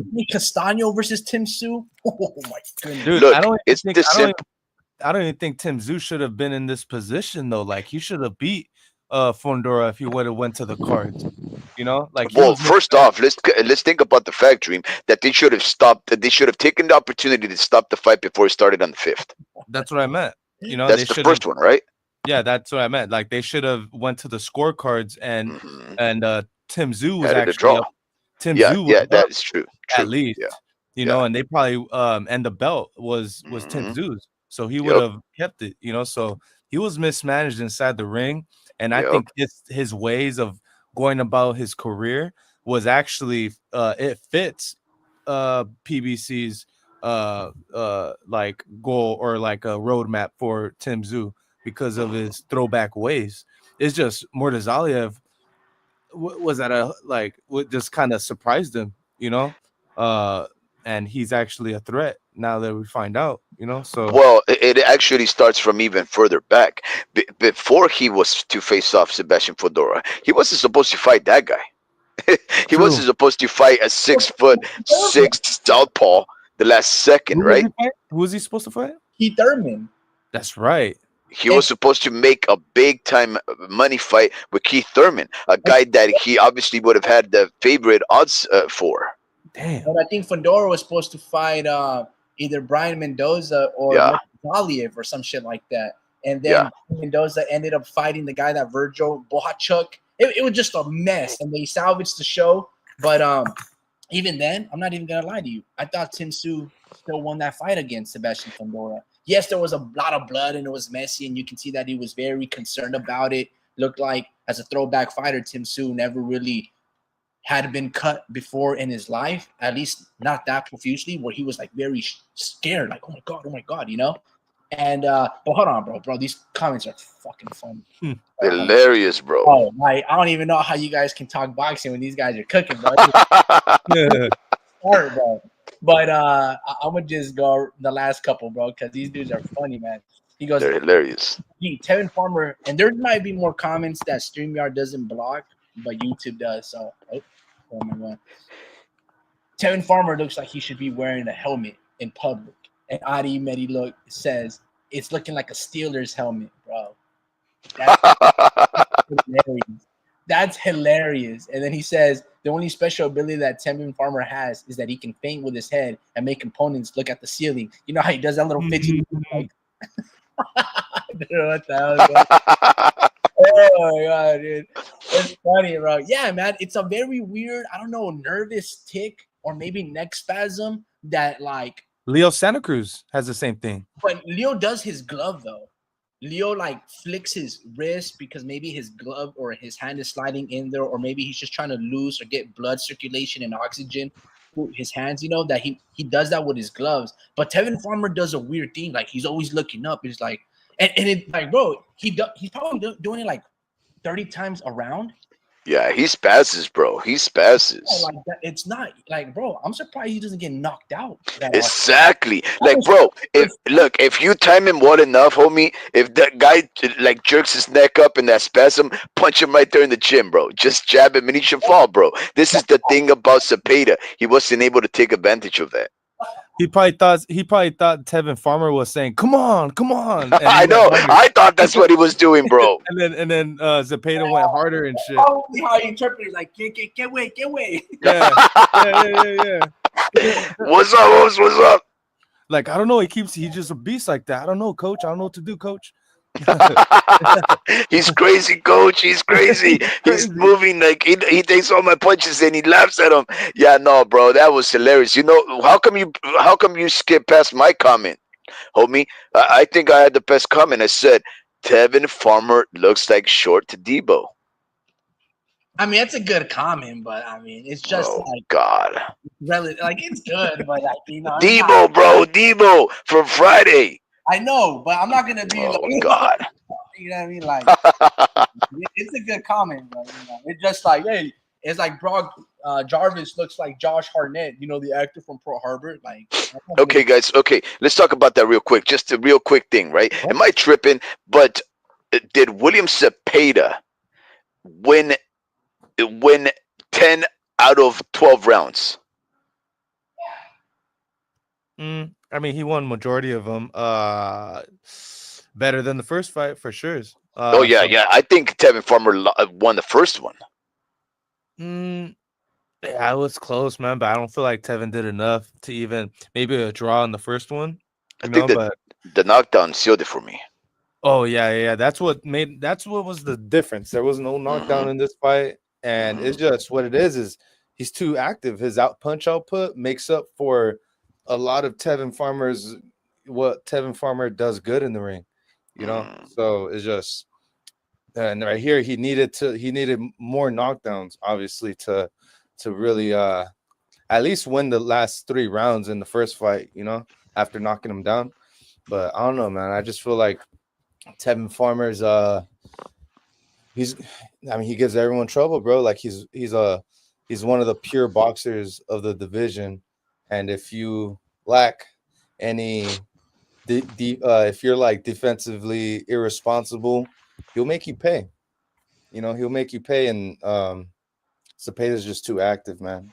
But he did expose something from Cepeda, and it's really like Teddy Atlas says it, when you go through that line of fire, you actually, you can see, you got to go through that line of fire, and that's what Tevin did, and managed to really connect on Zepeda, and hurt him. He actually hurt him. Didn't Yeah, he he drop him hurt him, twice? bro. Didn't he He drop him twice? no, he dropped. Well, one I don't think they counted as a knockdown. Right. But So there's but this. yeah, and the first fight he could have, and the second fight apparently there was one instance where he did the same thing, but nah, it Yeah. wasn't a knockdown. It was So really a split. so in No, the you know instance of what I'm talking about that. Boxing needs to correct those things because Tevin Farmer got dropped in that fight, and it was a little delayed reaction. But they Yeah. need to clear that up in boxing because I've noticed that a lot of fighters are doing that more often. You hit me with a good punch, I'm there standing a little bit, and I initiate a clinch like 3-4 seconds afterwards, and then I fall down. Hmm. But the whole round, I Yeah, was I think never he's cutting looking out a little for a bit. clinch up until that moment I get punched. Hmm. And you lose your footing. That should be a knockdown. And I think Tevin Farmer hits Zepeda as well with a shot. And then there was a little bit of a slip, but you can tell like Zepeda was stunned, and they should have scored that a knockdown as well. Like boxing has to clear up those little thin blue lines and utilize replay more often, bro. Like if it's a Yeah, bad call of a knockdown, or maybe there's a slippage or whatever the case may be, like they need to correct those things because you have 1 minute of a pause break that you can tally up all of these innocuous little punches, rabbit punches. You can detect all of these things, but they don't want to correct those knockdowns or should have been one, or maybe they got to clarify. And then right on the spot, like you have a minute, even as the round is progressing, the guy should already be on it and be like, nah, that's not a drop. And then just clear it up as commentary as the round progresses. Like what happened? And we also need open scoring after every single round. That's just what it is, bro. Like they need to Yeah. start implementing these things because, yes, I know maybe people love the suspense of, but no. In every other sport, you know how much time you have on the clock. You know what the scoreboard is. If it's USA versus Mexico in soccer and Team USA is winning 2-1, you know you have 30 minutes left to play on the second half to make shit happen. And do Hmm. American football, basketball, boxing, nah, bro. For that shit is gone. Remove it. Yeah. Every round, like they do in the amateurs or how they used to do it, bring that back. Open scoring after every round or after every 4 rounds. It's enough's enough. Maybe not every round, homie Ricky. If you want to be able to disclose what the fight is looking like, how it's being judged, and at the same time give it enough suspense and intrigue for the boxing world out there, just report it every 3 rounds if it's a 12-round fight, right? Just every 3 rounds, or let's say every four if you don't want to, if you want to give it more suspense and less and more of a surprise, right? Report every 4 rounds, right? 4, 8, and of course by 12 you should have an idea. If you were to report it every 3 rounds or every 2 rounds or so, yeah, you're letting the fighters know exactly how the fight is panning out, and that also has its benefits, right? Because let's say that the fighter is playing it too cautiously, and the fact that he's being too cautious is is swaying the judges in favor of the more aggressive, feisty fighter. Right, the more defensive, cautious fighter may actually just turn it up a notch and start bringing the heat, which we want that. We want those very exciting fights. But here's the thing: if that very cautious fighter hasn't been able to turn up the heat, hasn't been able to overturn the direction of the fight, and therefore he's already way down on the cards, and it doesn't look like he has any game plan to do it, guess what? Have him quit. Take him out. Say, okay, we forfeit, and save their brains, their neurons for another fight. He's already lost. Save us the time of not having to watch you, right? Put on the stinker of a fight that you're obviously losing, that you have no game plan to figure out. Save your brains and your health for another fight. I have no problem, right, with fighters necessarily giving up a fight if they're not competitive. That's why we want to see the best fighters out there. We want to see fighters at their best because we want the best fighting the best at their best. We don't just want to see fighters destroy another guy for the sake of it. No, no, no. If you want that, you can just set up all the mismatches in the world. But if you were to employ, open scoring every few rounds, I think that would benefit not only the fighters and their tactics, but also the boxing world. I think we would have a bit of a bit more justice and just more of explanation and understanding with less impression of corruptibility if we were to employ that. Homie Ricky, let me just interrupt something real quick by just saying this, man. This is funny. I had to put myself on mute because Eddie Medi, Eddie Medi and our commenters are some of the funniest guys in the world. The Mexican Mexican boxing number one, they're hilarious, right? But Eddie Medi, in my opinion, takes the cake right now. He says there's he says there's three things that Cepeda couldn't give Farmer: a black eye, a fat lip, and an education. That's so foul, Manny. That's so horrible, bro. That's man. I can't believe this is America, guys. This is a freedom of speech era, right? But that right there was borderline. I don't know what to say, bro. It was borderline hilarious. He can't give him a black eye, a fat lip, and an education. Wow, that's hilarious, man. That's crazy. Yeah. So Yeah. Sugar Stevens said them to buy chocolate hands. I don't get it. I Hey don't know. man, you know what I did right now? I wrote down what I was talking about last. Oh, Right. I thought you wrote those jokes. Yeah, like I thought you Nah. the cinco. Like I'm gonna save that one for later. Uh, Now I but was I gonna feel like I'm ask. switching up the So you subject. guys have talked. Man, we talked about a lot of things, right? Richard Torrez, these heavyweights, big. You talk about how boxing is, the best that it's ever been. You guys, all of these things. You guys talked about some RGBA fighters, like, what was that guy, Ray Gonzalez or Albert Gonzalez? But we haven't really addressed Elvis Rodriguez versus Lindolfo Delgado. I'm glad you went back to this. But we haven't really talked about this, right? We You didn't. guys went on and mentioned chop chop, and I was like, man, what the hell is going on? But Lindolfo Delgado, right? He's fighting. I believe he is the main event or the co-main event after Richard Torrez or before. I don't know. But he's fighting Elvis Rodriguez. What do you guys know about these fighters? And how do you guys see this fight? Like, and what do you like, honestly, bro? Lindolfo Delgado, 30-something years old now. At one point, he looked very good. Probably one of the best pure boxers that RGBA has at their stable.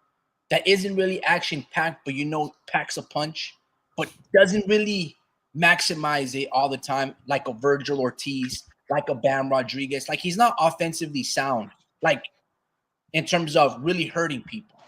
But I think he's gonna have to against Elvis. How do you guys see this fight happening, man? Because they have him as the favorite in this fight going in. Yeah, I mean, the thing about about uh, Delgado, he's had a rougher time with lesser opposition, in my opinion, and he's gotten just he what like you said that he doesn't is it's not enough like like offense sometimes, and I just feel like it's because he plays it safe, and he plays it safe because he's learned his lesson from his previous fights, but he just got to know the balance, bro, of letting his hands go and being defensively responsible because he's an Olympian, bro. It's there, like his defense is there. It's just he just doesn't want to get connected, bro. Like he just he does get. I wouldn't say he gets hurt, but he does like have to readjust his footing sometimes when he gets like connected pretty good. Yeah. But I just feel like he plays it way too safe, bro. And Rodriguez takes a lot of risks. He takes a lot of risk, and he's actually done better with better opposition. You know, I'm gonna tell you who he's fine. He's fine. dudes like Victor Postal knocked him out in the 7th round. Joseph Ordorno won a majority decision. Kenneth Sims Jr. Well, he lost to Kenneth Sims Jr. in a very boring fight. Mm.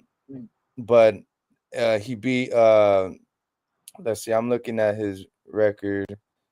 Hold on. Yeah, it was really the Victor Postal fight, but Kendo Castaneda, uh, Juan Pablo Romero, who was a 14-0 fighter, who was pretty fucking like he had a like a 90-something% knockout ratio at the time. But Yeah. he's good too. So I feel like Elvis Rodriguez is 5'10", I feel lengthy fighter. I think he's one of the best Dominican fighters, at least out of that, out of the Dominicans, bro. But I agree. Elvis I agree. Elvis is also I think he's an Olympian as well. I might be wrong there, man. Yeah, I think he is an Lindolfo, Olympian, but he he is, was huh? early on in his career. Yeah. So I don't know. And Lindolfo, he always finds a way to win. Yeah, and he's actually beaten. When I was impressed when he beat Omar Aguilar. When I he beat, agree. Same. I remember telling you about that fight, and I was like, dude, these are two undefeated fighters going at it right now. Omar Aguilar had 100% knockout ratio when he fought Lindolfo. I didn't. That's when he put me on. That's when I was like, he put me on. I was like, okay, you're the real deal. And he dropped Omar Aguilar twice in that fight, and he had him busted up. Like Aguilar Yeah. couldn't get away from Lindolfo's jab. Like he always had his hands up to protect hooks, but he could not take away the straight jab down the pipe. And Lindolfo, boom, boom, and you have Omar Aguilar looking like Tevin Farmer, like boom, throw my way, just busted nose, head getting flicked over the top all the time throughout the whole fight. I'm like, come on, Omar Aguilar. Like Lindolfo rarely throws body shots. He rarely throws hooks. He rarely throws uppercuts. It's just 1-2s. Now, don't get me wrong. Occasionally, he will throw those other flashier punches. But you got to take away his jab. And Omar Aguilar was just falling around, just eating that jab. It's like when Caleb Plant threw 8 jabs to Porky Medina, and Medina was just following him and do. He just getting love tapped 8 times. It's like, come on, bro. No head movement, no slipping. You couldn't somehow manage to throw a 2-1 and break the rhythm of an 8 jab sequential punches in a row. Come on. So that's one of the things where like Lindolfo Delgado always finds a way to win, at least so far. And Elvis Rodriguez, yeah, he has impressive names, beating guys and stopping guys like Victor Postal, right? Fighting guys, but he's also had a draw and he also has a loss. It don't matter how you slice it or dice it, he has a loss and he has a draw. And Lindolfo always gets the job done. And you have to understand is this. Lindolfo, he's getting tough sparring with Virgil Ortiz. He's having those tough sparring sessions at the RGBA at Riverside, right? Elvis Rodriguez is one of those guys like De Los Santos that are very athletic, very strong, but somehow, I don't know, find they ways to have lose. extra. I don't know, man. I mean, I don't know Dude, too much, but do I you- know that maybe Delgado finds another way to win this fight. A Do you boring Lindolfo Delgado fashion, but I don't know. We'll see. What do you think, Speed? It's a very tough fight for me, homie Ricky. You guys make very good points. I'm not even gonna think about that one. That's it's like I described it, right? Both are very feisty. Both are very skillful enough to make it exciting, and both of them are flawed and unintelligent enough to let themselves get hurt. This is gonna be one of those fights that whoever hits the first guy the flushest, um, they'll still deal, guys. I think when you and I spoke about this fight for a few minutes for me, Ricky, you made a very good argument for why Elvis Rodriguez should win, right? Um, but Lindorfo is also he's very cautious, like you guys mentioned, right? He is not too quick to champ at the bit to get the knockout, right? Because he won't pursue it necessarily because it's backfired on him before. He's been hurt by trying to pursue the knockout too quickly, right? So he plays it a bit safe, and he won't necessarily stop a guy if he thinks the guy is not really dead to rights to be taken out. And that's problematic for me because if you're letting a guy just linger there, especially somebody as skillful and tough and durable as Elvis, then you may just get yourself caught up in a bit of a funk later on in the fight. I don't know, guys. This is going to be a very good fight. Um, the fact that you mentioned that he's getting sparring with Virgil Ortiz is not necessarily good, guys. No, because depending on what their sparring is like, And if Giovanni Santillán, like, what you mean? if they're None of going those hard in things. sparring, like for Well, example, if they do bro. rock, if they're doing rock boxing gym doghouse rules Oh, type come of on, bro. You no, if they're you don't know, there's a lot of people that go out to the gyms and they really like, look, I know that Virgil Ortiz is not going to go the hardest against this guy because obviously this guy is much lighter than Virgil is right now, but some of these guys like Virgil Ortiz, he seems to be like the kind of guy that hurts you even when he doesn't want to, right? He's the type of fighter that if you hurt him, he wants to get you back. He reminds me of the kind of fighters that he lets his emotions take over him, and that could lead to one of your sparring partners getting hurt inadvertently and unintentionally, right? But maybe that's the reason why Lindolfo fights the way he does, right? Maybe he's been bred to be cautious and not pursue a knockout because he's been hurt too many times by his sparring I, partners. I don't know, guys. This is going to I be a good also fight. I also feel like most Wow, I also that's feel like crazy. most RBGA fighters are sitting down on their punches and aren't as mobile as Elvis Rodriguez. There was this I was gonna say Jair Valterra had really good footwork and he boxed like a Cuban Dominican fighter, and he actually was doing really good against Lindolfo. And I think Mhm. Elvis does what he does at a very high level. Jair Valterra came up in weight to fight him, and I thought he was going to get knocked out and took his power very well. And I was like, wow, this and he made the distance with this guy, and Lindolfo ended up edging him out in a decision, and Valterra was impressed me. I was like, damn, this guy did pretty good, and he was like his style was very, very much like a true boxer, a punch, not much of a boxer puncher, but enough to keep him honest. You know. Mhm. Uh, Mm, Good point, bro. okay. Good point. do you remember that fight, Rick? I think I was watching it with you. I do remember. I do remember something. I don't remember the names, but I do know that Lindolfo Delgado. Every time, besides that Omar Aguilar fight, his Mhm. whole career to me, I'm just like, bro, you're It's the a worst of the RGBA fighters. yeah. Like I'm just like you. He looks the part. He looks fucking strong.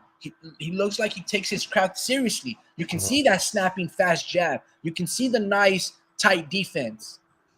But where's the extra hurt? Where is that mental attitude that you need to like put these dudes away? Like, he's not a great closer, and and makes these guys linger in the fight where they have a chance. Then he loses a little bit of speed, and he starts getting caught a little bit. The Mexican G goes, actually, the gym is no longer in Riverside. It's moved to the neighboring city of Moreno Valley. Is that actually like a valley or is It's at the fucking mall. It's at the mall now. the RGBA is at the mall?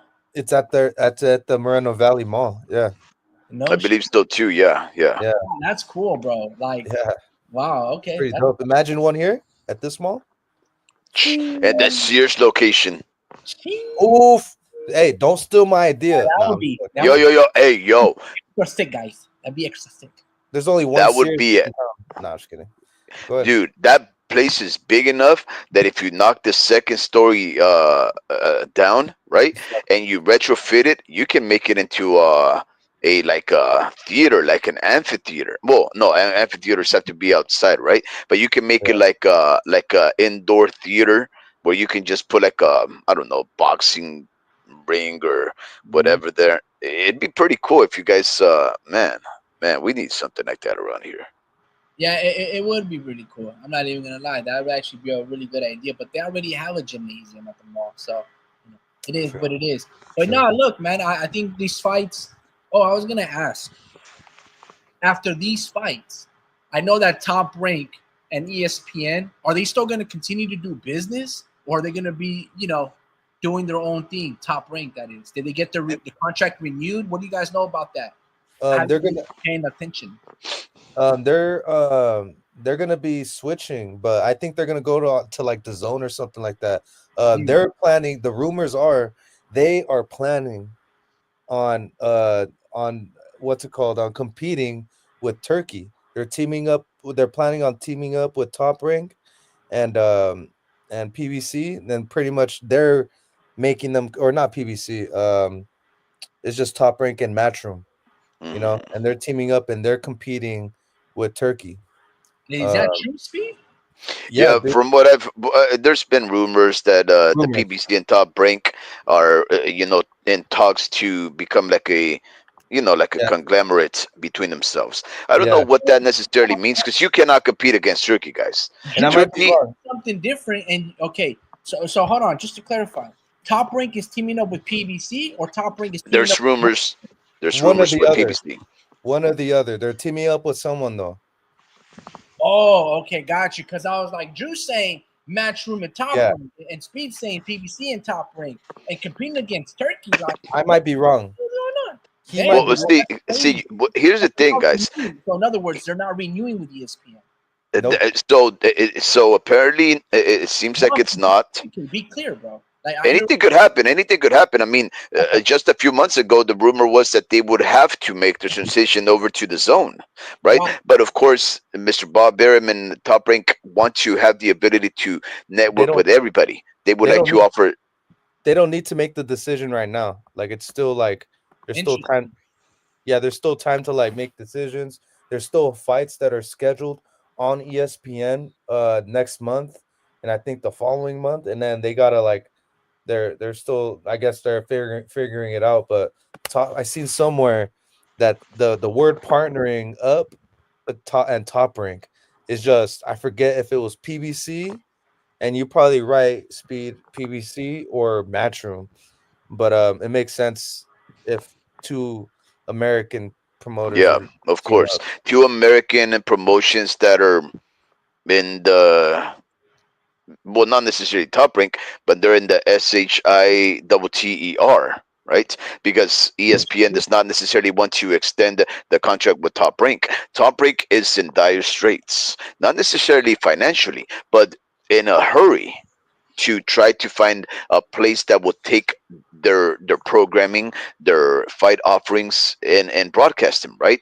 They would like to have the liberty to do work with the Zone as a channel, ESPN to offer them right there, Fight Network. Amazon, they want to have the liberty without being tethered to one channel like the So in Zone. other words, there's nothing said. There's no negotiating. Yeah, no, absolutely not, right? Absolutely not. And Moving just another clarification, guys. moving on. Wait up, just a clarification, because I don't like it when people make such blatant mistakes when they report things. Nobody, nobody is competing against Turkey Ali Sheik. Turkey Ali Sheik is not in competition with anybody, right?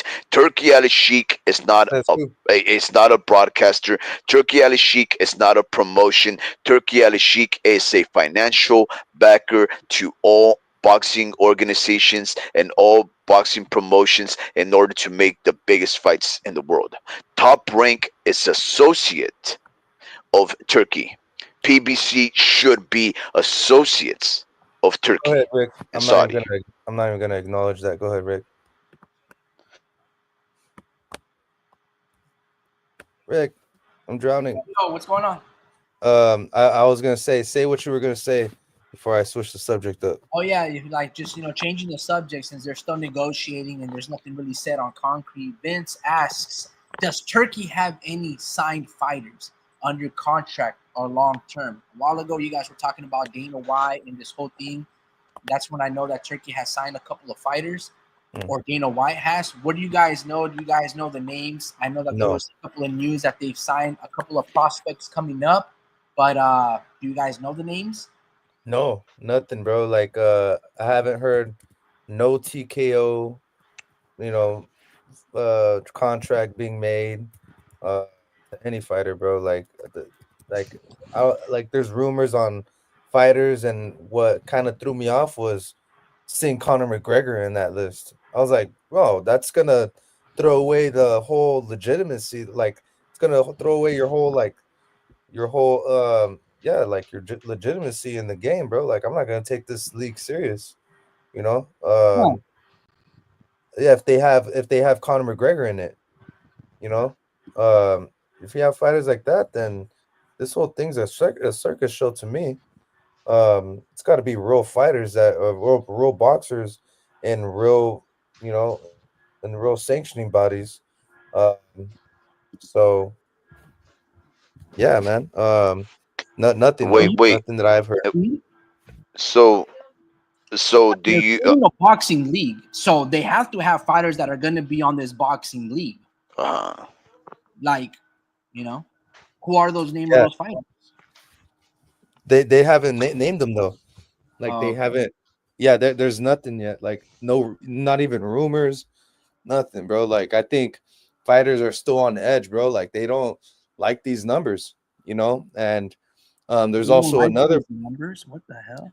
Yeah, they don't like those numbers, bro. Like the paycheck numbers, like they're just. I heard that like the fighters that they're offering them, like the contracts that they're offering these fighters is it's not it's not good. And there's also a lot of friction between UFC fighters and Dana now because they're looking at that and they're like, fuck, like we're like, what about us? You know, like we would Mhm. love those rates.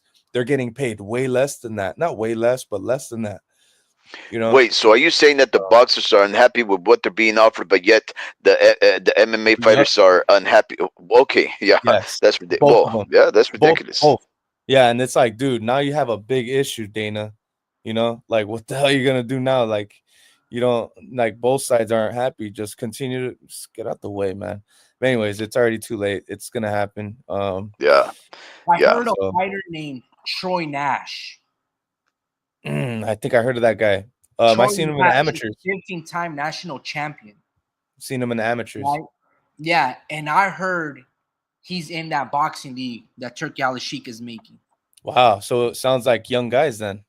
Yeah, Not no, they're all. See, that's the thing, guys. It's there's a. a guy named Jaffe Lamido, Yeah, Mm, all amateurs, bro. Wow. another yep. featherweight prospect. So yeah, Hmm. I'm just, I'm just letting you know, you guys are sleeping on me, man. Like they're No, both. no, no, no, no. This is look. No, I Look, like it. guys, the And fact of the I matter like is that. there's about 132 fighters that are gonna compose this league and it's this league, guys. Really, it's a tournament. That's what it is. It's a tournament. It's basically a much bigger, what is it, World Series of boxing, right? It's gonna involve way many more fighters. They're gonna have this like week long elimination the first time around. A lot of those 130 something fighters are going to be reduced to like 60 something. Then those 60 something are going to be reduced to like 30 something, then 14, and then so forth, 15, and so forth and so on, right? It's a league that will be made up and comprised of up and comers, no names, talent that you've never heard about, or people that are just barely transitioning to the pro ranks. That's really good. It's not going to be the big names, guys. It's not. Good. That's good. Exactly. That's why I'm saying when you guys talk, when all these people talk about, oh, Dana White is going to destroy the sport, all these guys that have nothing to do with boxing are gonna, no, Turkey Ali Sheik is gonna start paying underpaying fighters. No, guys, they're paying at fair prices for people that have not done nothing in the sport and we've never heard of. And they'll probably get proper present like a proper introduction to everyone in the boxing game, or to to all the boxing fans. It'll give them a proper like, a proper like, yeah, intro, and it'll be like, yeah, winner of the boxing Olympics, and it'll highlight the, how it's not just Olympics, is like AIBA World Championships, like they highlight those type of things. bring attention to those tournaments and Mhm. national Golden Glove winner, all this stuff. Like I didn't know that. Like, or that's why I kind of looking at the numbers, I was like, that only makes sense for like people like my guy Keone, Mhm. $15,000. He'll fight for that, and yeah, dude. And I see actually, matter of fact, Keone's back Steven in the gym. Navarro. Keone went back in the gym too, so that's good to see. Um, and he's back on weight. So I don't know what they have cooking over there, but dudes like Keone, would be perfect. You know, Yep. Yep. uh, maybe other national. They got Amir Anderson, the guy he lost to that won the whole thing. But he got signed by OTX, so that falls under the zone, or Matchroom, I believe, or I No, have the no zone. idea what OTX Yeah, the zone. yeah, the zone. Yeah, because they broadcast the zone, but Hmm. Matchroom, it's a promotion from the UK. A whole different thing, right? So I know that a lot of people interchange the zone and Matchroom, but they're two different companies, guys. yeah, so I like it. I like it. Yeah, yeah. Guys, Yeah. What about? Janibek Alimkhanulai is going to be fighting. Tina Ruprecht is going to be fighting. All of this weekend, guys. Tim Sue, Joey Spencer, Richard Rodriguez, I gotta Kent crash out, guys. Cruz. There's so many fights this weekend, guys. Starting tomorrow, later stream. Please. Tomorrow from the UK, Daniel Blenda dos Santos versus Brady Raya. Deontay Brown versus Dennis Contreras.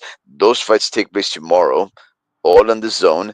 Ricardo Tellez versus Alberto Istri Chavez. That's going to be a good one. That's from Mexico. All of these fights take place tomorrow, and they continue on Saturday, guys. So if you guys want to watch boxing, I tell you, all you have to do is turn on the zone. All you have to do is just sit there in your couch, linger there. You're gonna, and in fact, there's gonna be fights on Pro Box too. So if you guys don't have any kind of premium subscription based apps, you can still watch the smoke, guys. You can still watch the smoke. And remember, a lot of these fights have undercards that are broadcast to the world at large for free on YouTube. So make sure that you subscribe to venues such as the Zone, Matchroom, Top Rank, Pro Box, Country Box 24/7. All of these places so you guys can get free smoke. Homie, there's so much to talk about, man. But I'm not too sure if we're gonna be able to address everything. In fact, my wife just arrived a few minutes ago. I know it's pretty late, but I'm still gonna see if I can convince her to go get some Taco Bell. Homie, are you still there, man, or are you sleeping? You went to poop. Yeah. So, guys, I'll tell you a little quick story before I bounce, right? So, as you all know, right, and of course, Mexican boxing number one was reminding us President Donald Trump is causing a lot of turmoil over the world, right?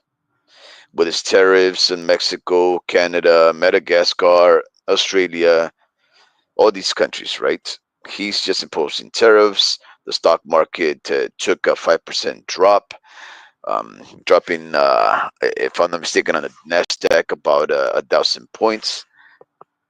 I'm not even too sure what the you know S&P 500 was like, but let's just say about 700 points, right? And of course, people get scared. And besides people getting scared, people get impacted financially, right? Prices of eggs, prices on beef, prices on gas, prices on homes, prices on rent, everything goes up with tariffs. Hard material goods, all of those things go up because as we impose tariffs on imports from other countries, they impose tariffs on our exports, and then our economy drops, our production levels drop, the things that we have to rely on from other countries, like cheap, reliable wood coming from Canada, cheap avocados, and all these other goods coming from Mexico, all those things go up in price, and they always impact the little guy, the 9 to 5er, the blue collar folks like myself, right? So whenever we can find a way to save money and get food, especially food on the cheap, we'll take it. So here in our little town of Salinas, California, there is a Taco Bell that sells Taco Bell crunchies for $1. Listen to what I'm saying, guys. There's a Taco Bell in Salinas, California that sells Taco Bell crunchies, their staple product, for $1. Not 2.79, not $2, $1. And there's about three other different Taco Bells, right? Yeah, let's read that comment. I agree with you this time around. Absolutely, the Mexican G. He says, FTP, Trump can eat a verga. I apologize. I know that I'm not supposed to curse. I hate doing so. But in this case, I will make the obsession for DMG. Trump can eat a verga. Hilarious, bro. But as a starving man that's watching his own his stocks go down in price and thinking about my future and thinking about the antagonism and thinking about the fact that I voted for Trump because he was quote unquote anti-war and he hadn't started a war, now that he's starting a war with Ghana and Kenya or whatever, I say you betrayed us, bro. You lied to us. You lied to us. Right? That's unforgivable. When we voted for Trump, we were not voting for him because he was a great leader. Let's remind everybody that this guy is the first guy under which COVID-19, probably one of the fakest, most traumatic things that has ever happened to the world at large, it unrolled under his watch. And when it started vaccinating people and convincing people to take a vaccine in order to get a free hamburger, it all happened under his watch, right? All those people that died because of vaccine damage and whatnot, it happened under his watch, right? We gave him an opportunity once again to lead our country because the Democrats were running this country to the ground. Happily giving away billions of dollars to countries that we have no need to support financially in order to kill their neighbors. As a hippie, as an anti war individual, I felt betrayed by the Democrats, a party that I had voted almost all of my voting life because they were about, at least from their teeth out, they were a party that seemed to represent and symbolize democracy, the little guy, the hard worker, the blue collar, the peace anti war movement. They betrayed that. They started wars. They invested in the death of other countries. They granted free billions of dollars to countries when we were starving in our own nation. They robbed us of an opportunity to vote for, for Robert Kennedy Jr. to lead the Democratic Party. They robbed us. They took him out from their registrars and they forced us to accept Kamala Harris, an individual that was already unpopular, right? They just forced us on her without even allowing us to vote for her or vote for Roberts on the primaries. They looked us in the eye and said, we're going to manipulate you because you guys are all suckers and we're going to run who we want. The corruption, the fix was in. And when we voted for Donald Trump, we weren't voting because we thought he was a better candidate. We were voting because those that we had applied our faith on, as mistakenly as that should have been, because we know how politicians have betrayed us for the longest time. We never thought that they would violate our trust that much, and they did. We felt so bad that we voted for the man who can now eat the verga, Donald Trump, right? But because right now we're poor, and this is not supposed to be a rant about Trump or against Kamala Harris or in favor of Robert F. Kennedy, because this is a boxing channel. Because times are tough, I will take any deal I can get to get things cheap, right? So we have this Taco Bell that sells their crunchies for $1. Everything else is regular priced, right? And I told my son, hey, let's go get some Taco Bell. So let's go, Dad. And instead of going to the Taco Bells that we go to, we drove across town. And he's like, where are you going, Dad? I go, I'm going to Taco Bell. He's like, why didn't you go to that one? Go, because dollar tacos. He's like, what are you talking about? He hadn't heard that there was dollar tacos. I was like, bro, we've been going to Taco Bell forever, and you don't know about the dollar tacos. He couldn't believe it, right? It was incredulous. So we drove over there, and the only way you know they sell dollar tacos, guys, is because they have a big old banner that says dollar tacos, dollar crunchy tacos, right? And we drove there across town, guys, and when we arrived, guess what? The banner was no longer there. And I was like, oh, crap. I go, I don't think they sell dollar tacos anymore. The tariffs, the prices, they couldn't sustain it anymore. What? But yeah, I know, homie. But we were already there, so we decided to drive up to the drive-through, and I open up the window and I tell the guy, he goes, hey, how can I help you? What's And the status of the potato soft taco? I'm not too sure what the prices in those, homie Ricky. Oh, Regular prices, but that's all I care about. yeah, they're good, bro. There was a couple of months that I was all for them, but nothing beats the fresh lettuce of Taco Bell crunchies over the nice, warm, chewy, juicy, sticky brown substance with the fresh, cold cheese, and then that the abelo sauce, the fire sauce. There's nothing that beats a crunchy. Homie, the crunch, the tortilla, so crisp, just making that loud, crunchy sound as you take that bite. Nothing beats it, right? So, with a little trepidation, I roll down the window, and the gentleman says, how can I help you? And I go, look, I noticed that you guys don't have the banner out there that announces $1 tacos. Can I ask you? Huh? What happened to Drew? He left. He said he needed to sleep. And I told him, do you guys still sell dollar tacos?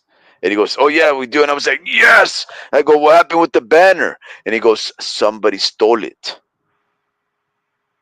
Homie Ricky, in about a mile, in a quarter mile from this place, right? There's about 10 different Mexican restaurants, and about 7 of those are taco trucks. Right? Literally, there's one taco truck down the street. Nobody can sell you a taco for $1 right now, anywhere. And I told the guy, you know what it was? I said, it was the Fayucas. It's the food trucks. They took down your banner in order for you not to take their hustle. He's like, that's what we thought. That's what we thought. He's like, but we didn't catch anybody. So, I'm like, well, you got to put that banner up. Because, I mean, I drove over here. I wasn't even going to, buy anything, right? But, homie, I just want to report that if you guys are fanatics of Taco Bell, like myself, right, you can go to Salinas, California. Drive from anywhere you want, guys. If you're in New York, come to Salinas for the 99-cent tacos. Homie, these are tough times, bro. And I know that's one of our listeners, Mexican Boxing #1, has been very upset at us for a long time because I confessed that I voted for Donald J. Trump. I've explained myself why I did it. The Donald, I don't feel good about it. Never did. But I did feel very betrayed at the management of my party, what I considered my party, the Democrats, and in a blatant disregard for its voting fan base, right? For its voting base. That's the reason why I voted for this guy. And even when I voted for the guy, Donald Trump never ran on destroying the educational system, on laying off thousands of teachers, of privatizing schools, on giving vouchers to private schools. He didn't necessarily run on that. He never said that he was gonna start tariff wars again with its neighboring countries, right? Knowing how they had impacted us before, and he has exactly done that. He never said that he was gonna start wars, and he has struck countries, right? Let me ask you something, homie Ricky. I'm not too sure who you voted for, but do you think Donald Trump has betrayed those that voted for him and made things worse for America, at least in the short run? Mm, I don't know, man. It's too early to tell, bro. He's been in like the office for less than 3 months. I mean, he went in there late January 24, 26. So it's been like barely 2 months. You get what I'm saying? So it's too early to tell. He said he was going to make changes, and that's what he's trying to implement. He said that he was going to, one of the big things was he's going to talk about the Tren de Aguas. He was going to go after these cartels, right? But more importantly, he said that he was going to try to lower the U.S. debt, right?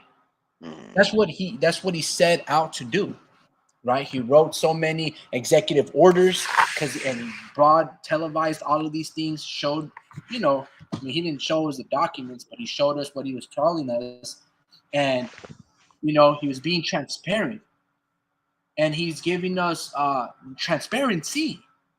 So, bro, we just got to give it some time. It's too early. yeah. Like, a lot of these things, you know, I feel that he should be keeping things private.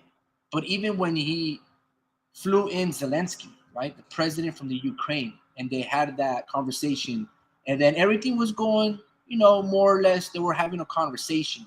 And then towards like the last 10 minutes, the vice president, J.D. Vance, says something,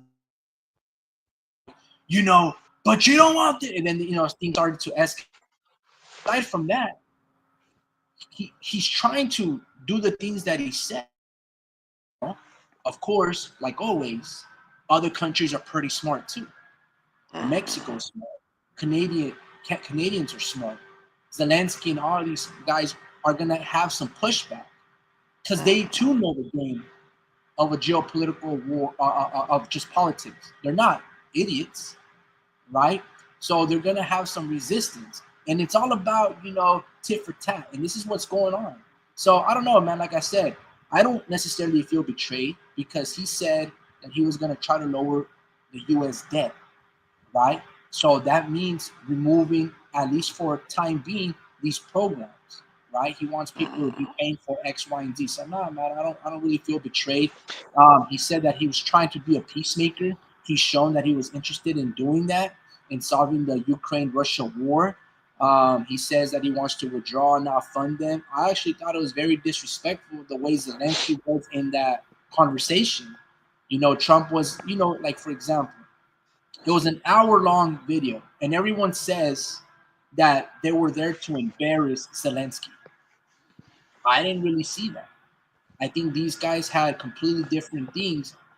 For example, in that video that I saw, I watched the whole hour long, and there was this portion where Trump is saying, "We've helped you guys out more than UK. We've donated, or not donated, but we've given you guys $180 billion."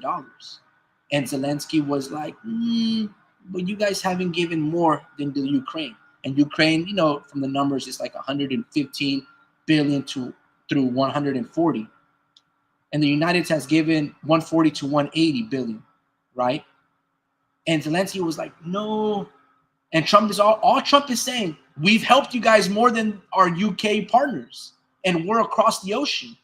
And Zelensky wouldn't say yes, because Trump wants to be like, oh, we've been helping out the most, X, Y, and Z, X, Y, and Z. And Zelensky was very, he was not a person that, because of our aid, he's killed over close to 1 million troops, 800 something injured or dead of Russian troops. So this guy, with our help, whether it's Starlink internet from Tesla or money and army and guns and all of these things, they've been able to combat against Russia. And this guy was just, he doesn't want his peace, Zelensky's version of peace, is continuing to go to war, possibly until Russia loses everything. Because so far they're winning. From a casualty standpoint, I can pull up the numbers.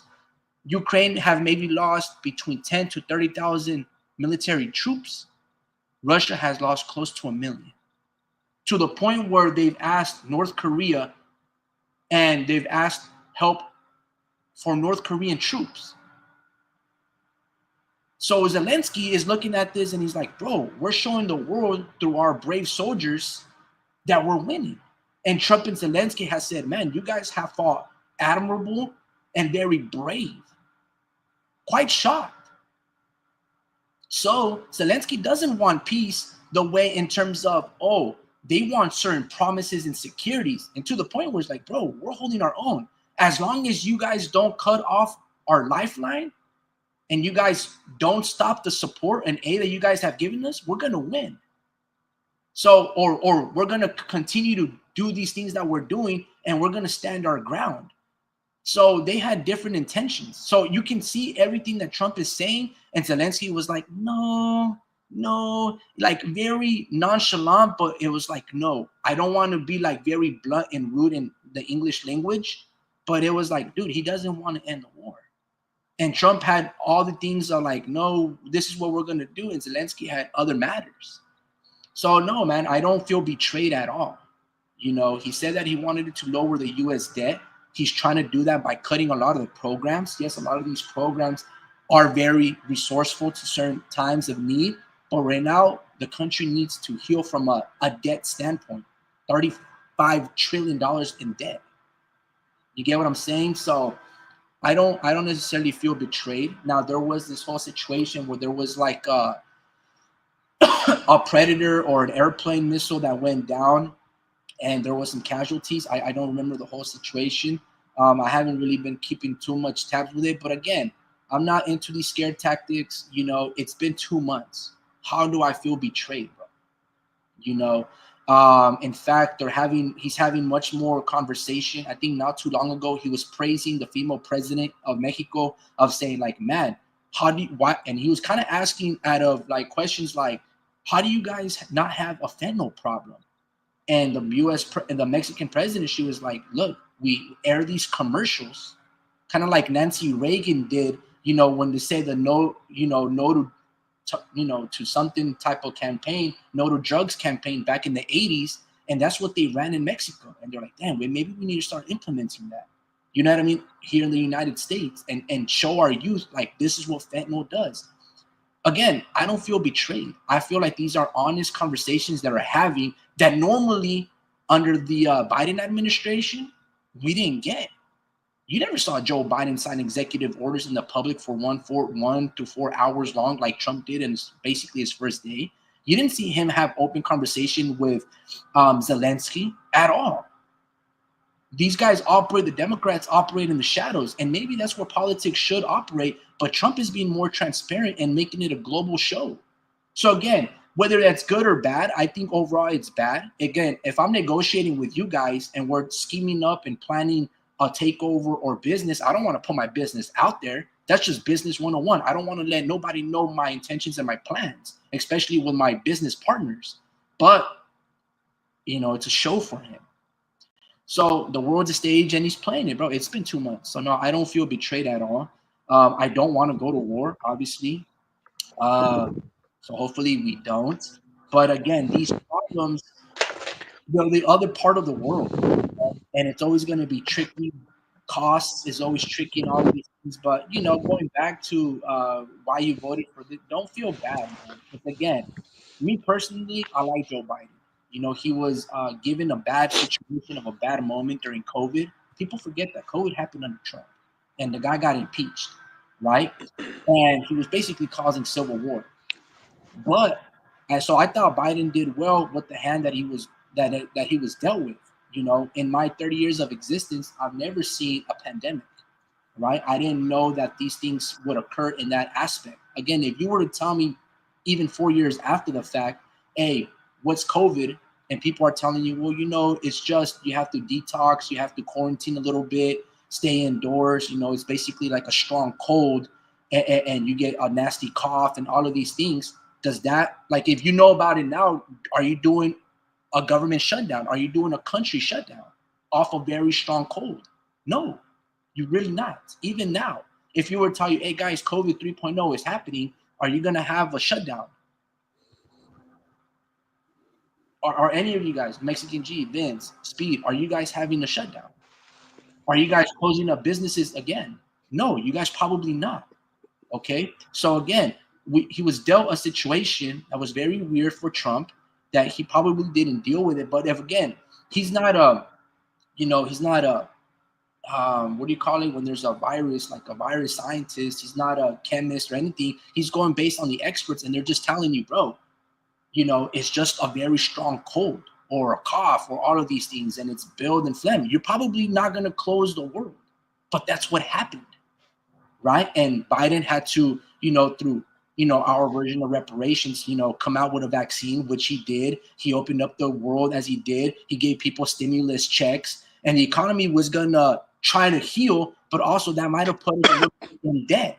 Guess what? A lot of that stuff happens. The people don't realize that when he was giving out those stimulus checks and the military was giving out food on these food banks in these elementary schools and high schools, and people are making a line to get the essentials, guess what? Eventually, we have to pay that stuff back, right? So, yeah, inflation is going to happen. Bro, I felt Biden did well. I'm not going to lie to you. I thought he was doing very well. I felt like I don't care if he sleeps. I don't really care if he's getting old. It's fine. That's what happens when you're older, but he has experience. And I thought he was doing very well. Again, I'm not a person for war. I've never, I've always prepared myself for things if that stuff were to happen, X, Y, and Z, but I personally don't like it, right? And I don't really like sticking my nose in anybody else's business. But Russia has never been our friends. Going back to Cold War, going back to the Cuban Missile Crisis, they've never been our friends. They've spied on us, we spied on them, X, Y, and Z, right? They've always threatened nuclear war, all of these things, whether it's a bluff, whether it's real. So Biden going against them, I don't really see why is that a problem, right? I'm quite surprised that Trump wants to stop helping Ukraine. If you're telling me that they have raw earth materials and the Ukraine, and you're not even putting a U.S. soldier over there and boots on the ground in that area of the hemisphere, and Ukraine is dominating and holding their own, and we cannot include our U.S. troops, keep doing it. You get what I'm saying? But again, these things, look, it's politics, bro. There's always a winner and a loser. There's always going to be someone that's going to benefit from X, Y, and Z. All I'm saying is there's a whole lot of things that, again, it just depends where you side with, but no, I don't feel betrayed. I know I went on a tangent, but no, I don't feel betrayed. 2 months in, bro, it's way too early to tell. I was a big fan of Biden. Like I said, I liked what he did. I don't care that he can't hold arguments. I don't care that he's old. He's 92 years old. What the fuck do I expect? A 40-year-old man energy? Absolutely not, But be that as it may, I thought he did extremely well, Could have been better? Yeah, I'm sure it could have. But, these things happened in the world. So, nah, man, it's too early to tell whether I feel betrayed or not. Absolutely not, man. This guy said that he was going to lower the debt of 35 trillion. So here's the thing, though, that you can't really do that, right? Because a lot of the debt actually gets paid back because of people working.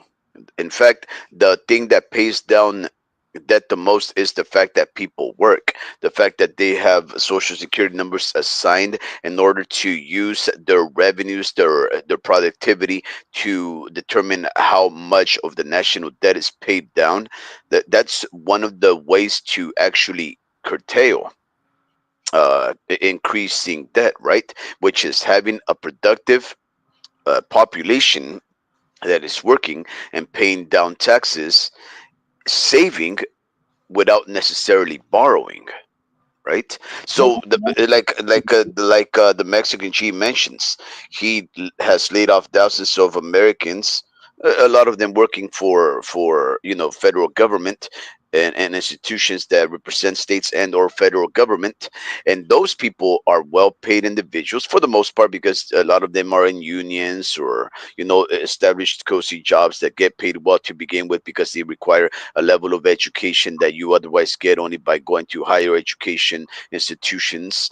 Those guys that are highly educated, have been working, to defend our country or to educate us or whatever. Maybe you can say that they are bloviated and too well paid, especially on the fact that that money that they get paid comes from taxes, that the other people that aren't in the federal government have to pay. In that case, you can say, okay, look, we have to save the taxpayer some money, right? We have to find ways to reduce the working individuals for the federal government and or states in order to reduce the taxes. But we know the fact of the matter is, homie Ricky, nobody implements taxes and then removes them. It just doesn't happen, right?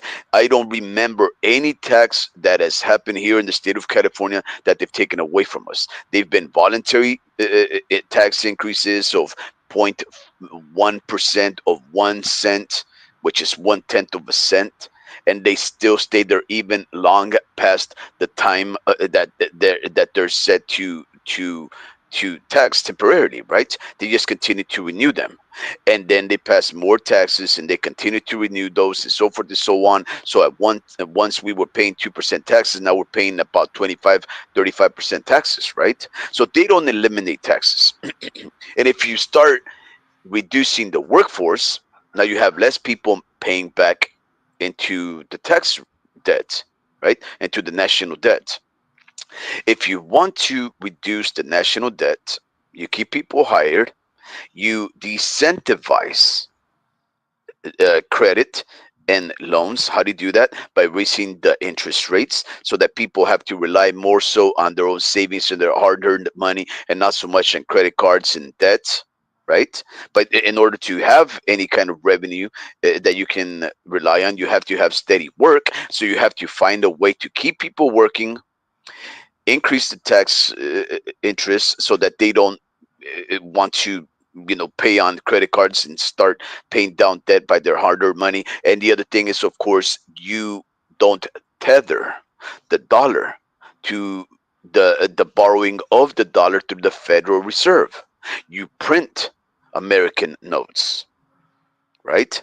So as long as the Federal Reserve prints the money and sells it to us at interest rates, and as long as we have a fractional reserve system that that people can borrow 10 times what they actually have in a bank, then as long as that continues, we're never going to pay down the national debt. No matter how many federal institutions you eliminate, whether that's FEMA, who he's already starting to dismantle so that the Federal Emergency Management Agency no longer will exist, right? So that means Tennessee and North Carolina and South Carolina and all of those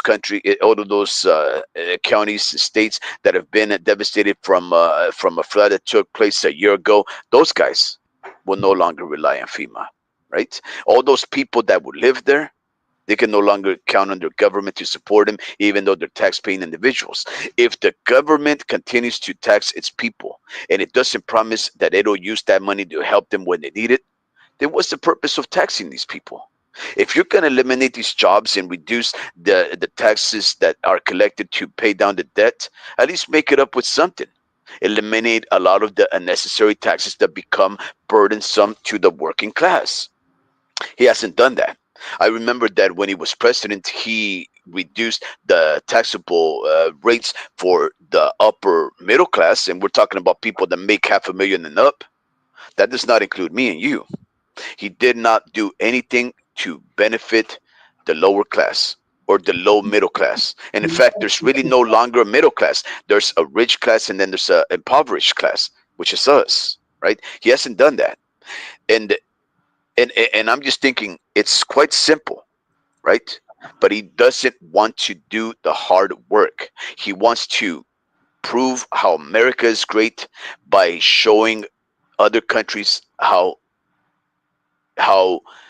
much America means to them, right? When America imposes tariffs on Mexico, Canada, Madagascar, Australia, all of these places, and they have to pay way more to bring in goods, or we have to pay way more to sell our goods to them. We basically prove them that yes, they need us to be trading partners, and if they should not do what we say, we being influential is powerful and significant to the world economy at large, then this is what it feels like. So he's just basically doing stunts to show the world how powerful and important America is to the world economy. We already know that, right? What we need you to do is not so much have us convinced that we're proud Americans and raise our flag.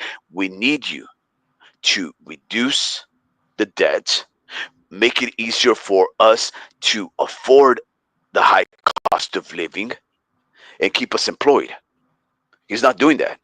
He's dismantling institutions that are made to benefit Americans: Medicare, Medicaid, FEMA, security, national defense, all of those things. Let Now, me ask you a question though, because wait up, wait up. I'm still going to go on because you went there for a long time. I The hear other you. thing is this. The other thing is this. Deregulation. The only reason why a lot of people voted for Trump, a lot of people did use this reason only, is because they think that the federal government, and to tell you the honest truth, it really is the deep state, and that Trump is going against the deep state. And if we see that he's dismantling all these institutions that we consider to be the deep state institutions that may or may not have, in my opinion, they do have something to do with things such as the assassination of our uh, great president John F. Kennedy, the assassination of former presidents, of individuals that, like in the civil rights movement, like Bob Marley, Luther King Jr., Bobby Kennedy, Malcolm X, all of those individuals, the CIA creating the hippie movement through LSD, contamination of waterways and of artists and pop music in San Francisco, fog. If we start believing all of those things, then of course I agree. Trump should attack those institutions if he has that evidence. But the fact is, I don't think he has any kind of evidence. When he employed Doge, which I believe is a very crucial agency meant to find efficacy and ways to save us money and eliminate clutter, waste, abuse, and fraud. When he starts doing that, right, doing such a great job, and then they start making mistakes, you know what they do? They cover up their mistakes. I don't know if you know this, right? But if you were following Doge and the way that the Department of Government and Efficiency was doing, they were being very transparent when they were going against the, let's say uh, let's just say that they were going against the education department, right? They were exposing exactly what divisions of the Department of Education they were investigating. They would disclose everything that they discovered, what their methods were. And then once people started investigating their methods, the things that they were investigating, and what programs they were cutting, and where they were, defunding, then they started to notice that there was a lot of mistakes and that they were actually going against things that they don't believe in. In other words, when the Democrats were going against, their opponents because of politics, that's exactly what Trump is doing. He is reducing the monies that go into certain projects that he does not approve of, right? But only on political terms, only because some of those people or institutions voted for his opponents or have difference of opinions, but not necessarily because they don't provide any kind of benefit for the country, or not because they're necessarily inefficient or expensive. No, he was doing so on political terms. And once people started to discover that, guess what? Those started reducing their disclosure. They started to eliminate and avoid the disclosure of their methods, and now they just cut and defund without letting people know exactly why or where they're defunding. See, they're covering their tracks. And that's the thing about the way that Trump and Elon Musk and all of his followers are being so dodgy. They are no longer as trustworthy as people thought that they would be, right? Because that's the one thing that Donald Trump ran on being a populist. A populist means that he's popular with the people. That means that he's going to be doing a lot of what population the greater population wants, right?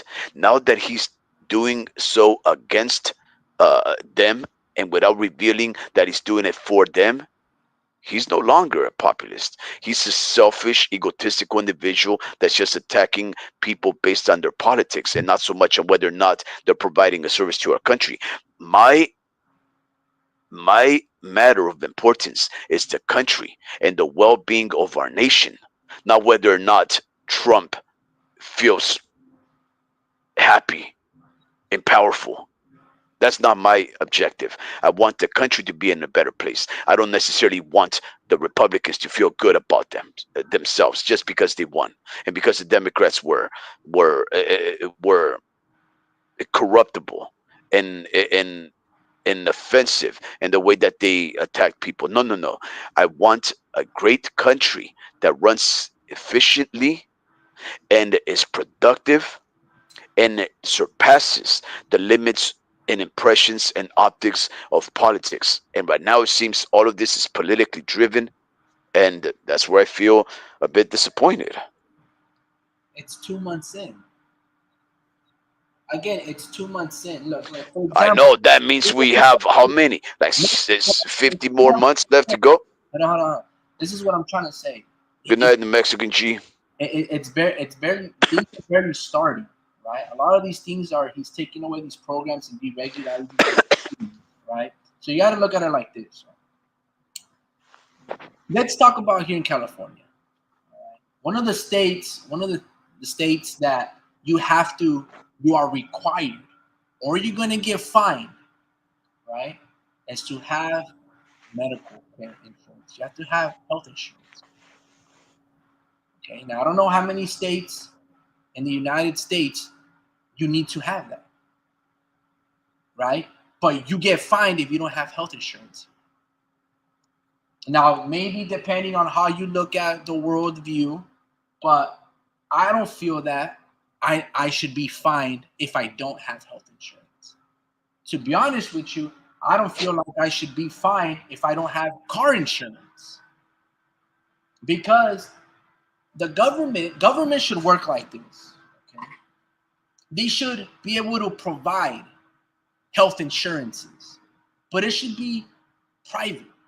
You get what I'm saying? It shouldn't be forced upon and just because it's state rights. Okay? Because there's always that term state rights. Oh, in this state we do this, in this state. No. Federal should trump everything. Okay. But states have a lot of power themselves. I get it. Yeah, this has going back to like, the Articles of Confederation and the Declaration of Independence. I get it.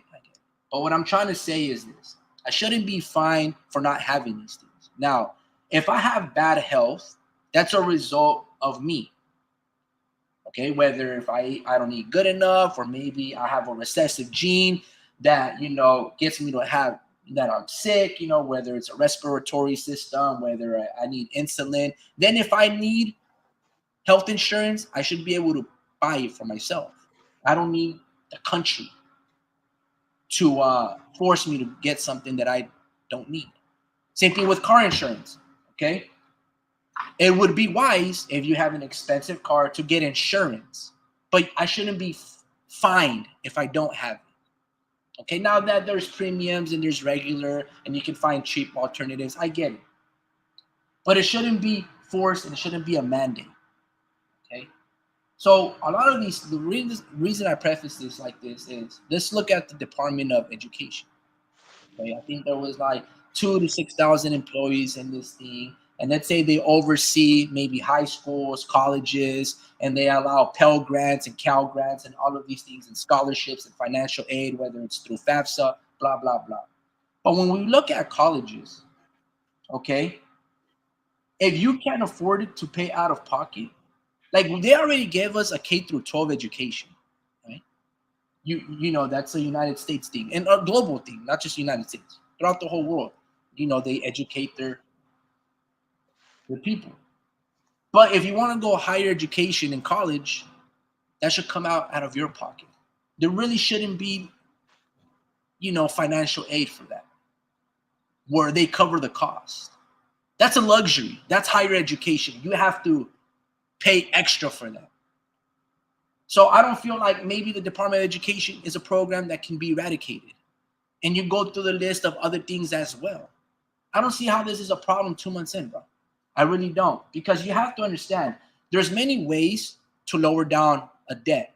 You gave us, so much topics, so many versions of how to do that. You keep people unemployed. You might tax more in this, the rich, X, Y, and Z. You gave us a lot of examples. Right? You make government, you said money banks, or I forgot what you said, like a United States, not like an increase of $1, print more money. You said like kind of like a treasury bond. I forgot exactly the term you used. Or you cut costs, you cut expenses, you cut programs. I don't know. There's many versions of this. I'm just saying this. We're barely 2 months in, and there's all this scare. And I'm just like, bro, relax. That's all I'm saying is relax. Give it a year. Let these things marinate. Maybe, like you said, it's all for show. Maybe him increasing these tariffs in all these countries, maybe it's going to have extreme blowback, or maybe there's going to have a certain level of dialogue. Let's say he puts a lot of tariffs on these imports and exports that are coming in from China and let's say fucking Antarctica, but it's going to open a line of conversation. What do you truly want? What do you truly want? Are you doing these things for show, or are you trying to what's going on? Because history teaches us and tells us that if you keep doing this to your neighboring states, you guys are going to get fucked. Or what is it that you truly want? Oh, I want the Panama Canal. I want to do this. Whatever the case may be. Bro, just give it some time to marinate. We're barely a month and a half in the news. Yeah, I think that's a reasonable take. Yeah. You just have to, bro. You just have to. Until a year or two, we'll find out. But this guy said that he's going to make some changes, and changes are what he's trying to do. Mm-hmm. It's not going to be easy. Of course not, bro. Nobody wants to lose a job. People have bills and, dreams to chase and bills to pay. We get it. But there's going to be some changes. Some doors close, other ones open. I will say this. We've gotten extremely comfortable in the United States. Okay, where we really don't know struggle. And when there's struggle, guess what? There's going to be it builds character. Okay? You're going to find other ways. You're going to solve things. Right? You're going to innovate. You're going to change your habits. You're going to tighten up a budget. You're going to make changes within yourself. It's always constant self-evaluation. When you're comfortable, you don't do that because you think, hey, everything's going great. Everything's peachy. You get what I'm saying? So what I'm trying to say is this. We're barely a month and a half into this new presidency. Whether you voted for him or not, look, things will get ugly or things will get better. It's all in due time. Okay? When Trump was a president back in 2016 going into 2020, I didn't really see a lot of changes. Now, in terms of what was going on, what I did see towards the end was there was a storm of the Capitol. I didn't like that. There was these Antifa and Proud Boys things going on. I didn't like that. That was a version of civil war, right? Then towards the end, COVID happened. I didn't like that either. The world closing down off a cold. That's what they were telling us. An extreme harsh cold where you have to quarantine for 2 weeks, maybe a month. But then people are dying. Like, what's going on? Then these terms are like rampiosis and long COVID, and people are dying. And it's just like, what the hell is going on? Like, this is actually happening, right? And so who knows? All I'm saying is towards the very end of the Trump presidency, the first time, it was not pretty. I didn't like how he spoke in 2015 going into 2016, calling these people rapists and all these things. It's like, bro, those are fighting words. Those are military war terms. You're trying to brainwash a certain populace and you're pandering to a crowd. It's very dangerous. I didn't like that back then, right? And the problem is the Democrats have to realize you can't put women there in the forefront. They lost with Hillary, and you somehow thought Kamala Harris was going to lead the charge. That's the two biggest mistakes. United States, they're sexist. They're not ready for that. And Mexico is, from what I hear, she's doing a pretty good job. But United States, they're not ready for a woman to lead. Hillary Clinton really didn't do anything wrong. Yeah, there was some shredding of the documents or something, hiding of their emails. But what did Trump do? He got reelected again. And this dude got fucking impeached. He was saying the craziest shit back in 2015, 2016. Still beat her out. Kamala Harris, they ran on that whole campaign about, people that are incarcerated can have sex change operations, all these things, and they ran with it, and that's where a lot of people went. Like, so again, I don't look at it like, oh man, under Trump, I feel betrayed. Bro, way too early to tell, bro. Way too early to tell. How we voted him in, we can also kick him out, and we've already done it before. The way I look at it is, for a while, the Democrats have been losing in touch with reality. I don't know where it happened, because Obama was Obama was a shit. The dude got us out of the marking bubble crash in 2008, the Freddie Mac situation, the housing market crash. The dude made a lot of great things happen between 2008 and 2016. During that time, Obama was doing great, man. So it's not like, oh man, it's been 30 to 40 years where the Democrats have been changing. No, bro, it happened very soon. And it's like, what are you guys doing? So I don't feel betrayed by Trump. I feel like he said that he was going to do these things. He was going to make some changes. And yeah, he's going to ruffle a couple of feathers. Guess what? They almost try to blow his wig off because of it. So I feel that he's doing what he set out to do. I feel betrayed by the Democrats because they lost in touch with reality of who a Democrat is. And it's not on Castro Street in San Francisco. That's a small population of California.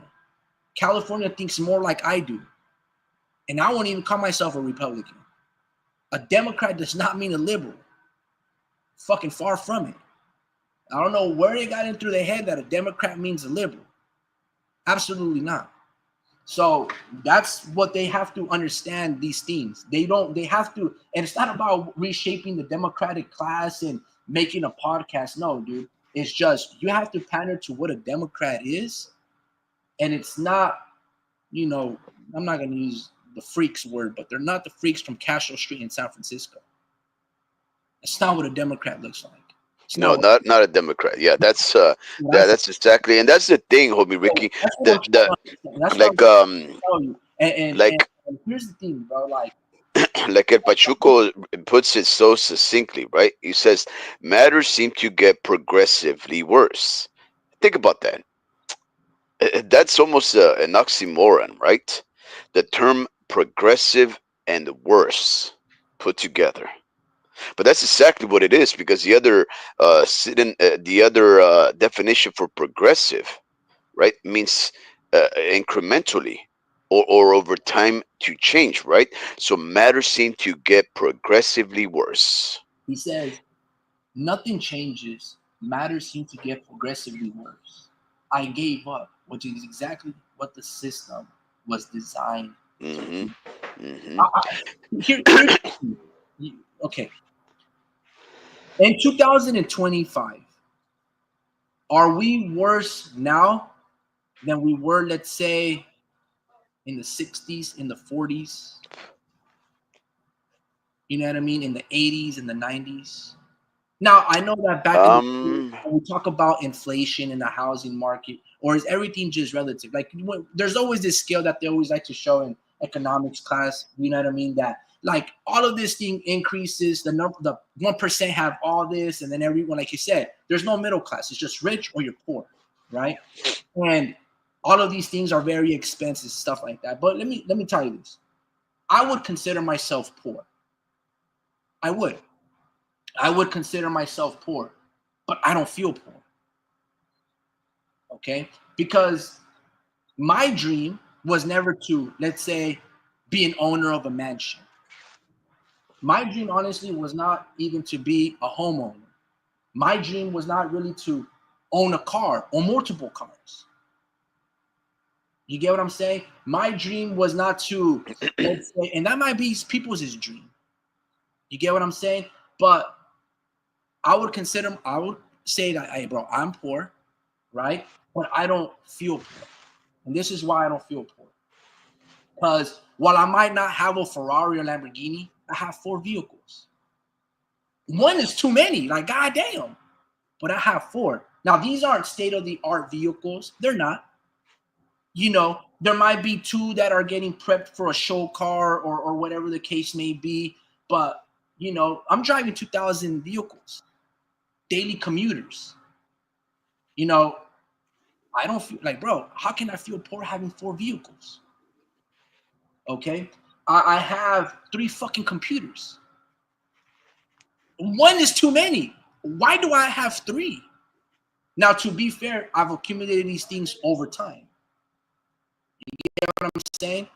Bro, I have 3 cell phones.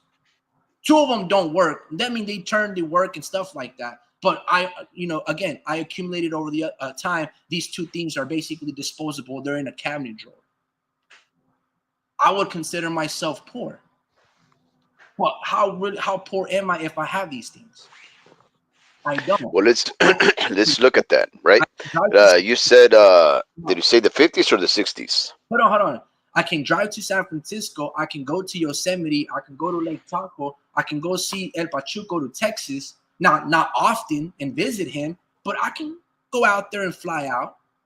You know what I mean? So again, yes, and I would consider myself poor, like from a financial standpoint, but I don't feel poor because I have these things that to me are luxurious.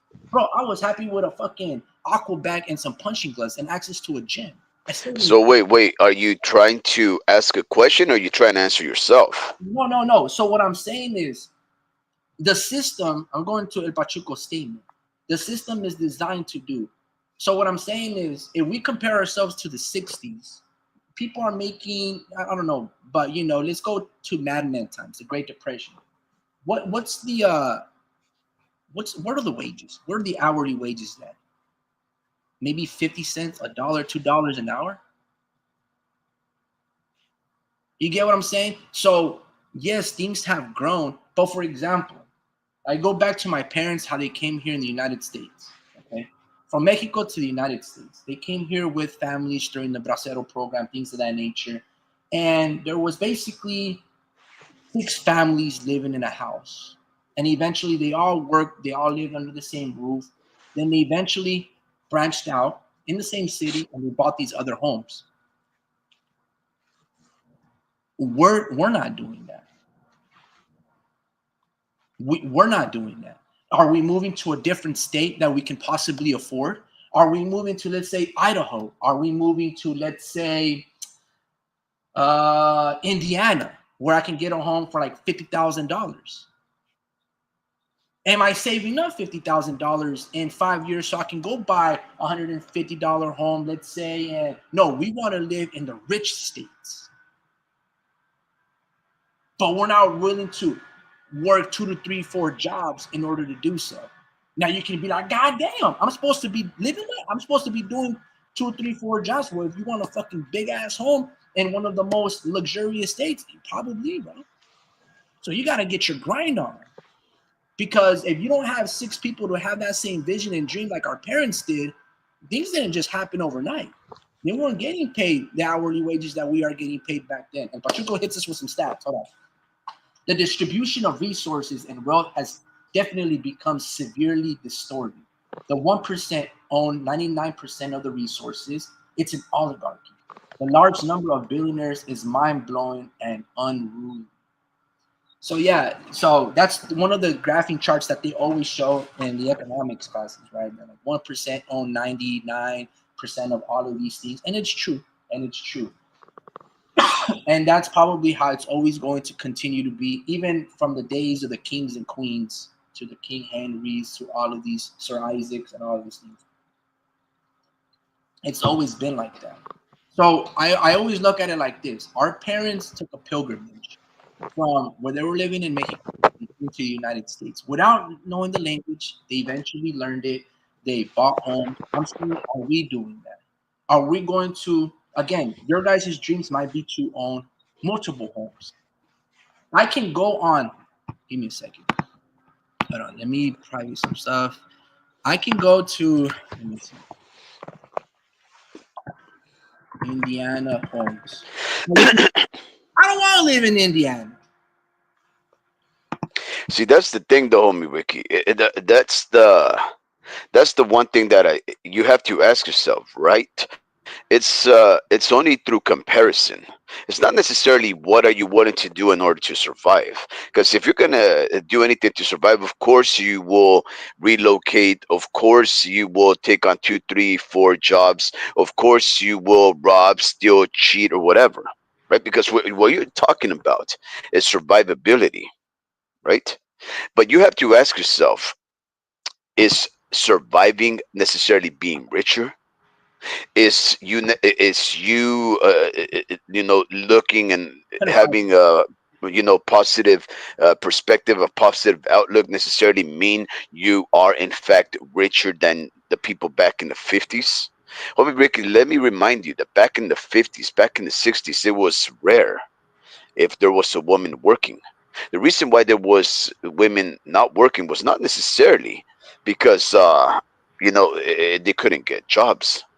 It's because back then there was traditions such as marriage between men and women, where the man would assume the role of being the breadwinner, and the woman would be the bearer of children, the person that would raise them, the person that would shepherd the kids into growth and development and through education, right? And the only reason it worked that way is because one man's earnings was enough to sustain a household with one vehicle, a family, 2.5 children. That meant a boy, a girl, and a dog. One man's wages were enough to sustain a family of five, pay a mortgage, and plant roots where they lived. You see what I'm saying? Now you're talking about a place that, like you mentioned, an era where they may have been paid 50 cents an hour, right? But over here, you may be making $250,000 salary a year, and you're still unable to afford a two-room apartment in the heart of San Francisco, and that doesn't even include being married, having children, right? Are you richer now because you get paid more? But what has Have you planted roots? Wait, wait, wait. Are you wealthier now because you have to have four jobs? Let me ask you: can you even get two jobs? Right, in this economy where jobs are scarce, right? You want to propose a lifestyle that you do anything to survive. Everybody's going to do that, right? But there's just enough hours in the day for you to work as much as you can, and then eventually you're gonna have to sleep, eventually you're gonna have to eat. You can't just spend your life working and working and working and working and just tweaking, right? Without ever getting no shut eye, without ever having a break, without ever having to entertain family and friends or raise children, right? That's not realistic, homie, to think that a person has to take on four so different jobs, and just because you have a positive outlook, that means you're better off now than you were back in the day. well, let me the put it to you your like this. philosophy does not change the fact that your quality of life is subpar to the eras of bygones and of the 4 years. It doesn't change that, right? It doesn't change the fact that a person that gets 50 cents per hour, compared to a person that gets $75 an hour as a plumber, is better off than now. An era where people, right, they could walk out there and there was racism, there was competition, there was theft, there was assassinations, all that stuff. Then as it is now, but you didn't know about it. The fact of the matter is, we live in an era where we know so much that you live, for the most part, in a cynical, pessimistic state of mind, where you're always thinking about stepping on toes in order to overcome your competition, right? About attacking your fellow American because they're lesser of an American than you, right? The fact that you think it's success that you have to have 4 jobs, which means at least there's enough jobs out there, that's just a very cynical and very maniacal way of looking at progress, right?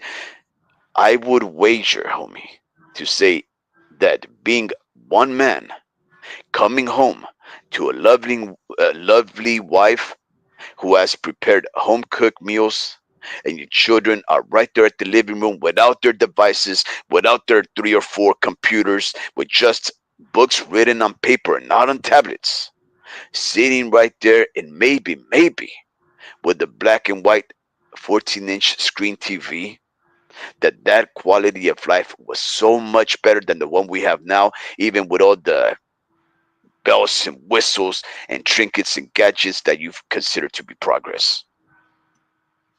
No, no, man. Look, that's a great, compelling argument. I agree, but you got to understand what's happened. What has happened between then and now in such a short amount of time? You're now competing not just with your neighbor. You're competing on a global standpoint where billionaires from China, Singapore, Russia, Mexico, Peru, Colombia, Canada can now buy homes in the United States. An increasing amount of numbers that you've never been able to see maybe in the 50s, 40s, and 20s type of stuff. You get what I'm saying? So that's one of the things. Other things. How are you and I going to compete with investment firms like BlackRock? They're buying, I don't know, bro, 1 in every 4 homes that are out there in the market. How are you going to compete against these investing companies like that? That's what I'm telling you. You're not going to be able to. So what has, That's what I'm telling you. I don't think it's So right now, this is not a better life than it was before. absolutely, absolutely, bro. I don't think it has to do anything with the quality of living, bro. I really don't. Now you might be correct. In a family household, everyone's sitting in the living room watching one TV and a 14-inch black and white. You mean to tell me that's better than color TV? Yeah. You think that's better than a 60-inch quality TV? No. If it's meant to distract you and separate you from the family unit No, in wholesome moments, yes. my God, you can still do the same thing here. You just got to set your rules at home. At a certain time, guys, we're not gonna all be on our phones sitting at the dinner table. You got to stand your ground. You got to put your foot down. That's When are you going to say that, homie? When you're coming off of your 3rd job that you're proposing we take in order to make ends meet? Is that when you're going to have time to? Is that what you're going to do? Arrive to your son and tell him, "Hey, read this," instead of throwing the ball around? Hold on. Going back to how I talked about it, how our parents first moved here. How many people were living in one household? How many people collectively were saving up money so they can eventually buy their own homes? That's what I'm saying. I'm not going to list all my aunts and my tios as names, but how many? Right? So what I'm trying to tell you is this. You have a wife. You have yourself. You have your daughter and your son. You mean to tell me, let's just say between you 4, let's say we all work regular jobs, right? Minimum wage jobs. It doesn't matter. Let's just say. And let's just say for the sake of argument, between us 4, we work. And let's just say, I don't know, the hourly wage is $20 an hour. It can be more, it can be less. But just for argument's sake, okay? It's $10 an hour. And let's say, between hourly, all 4 of us are working. We're making $40 an hour or $80 an hour. Depends if you want to use the number 10 or $20 an hour for the hourly wage. Just, theoretically, hypothetically speaking here. So let's say $20 an hour between 4, it's $80 an hour. Multiply that by 8. What's 80 times 8? That's 600. But homie Ricky, again, that's a different scenario. I'm trying to tell you. I'm trying to tell you. You're asking yourself.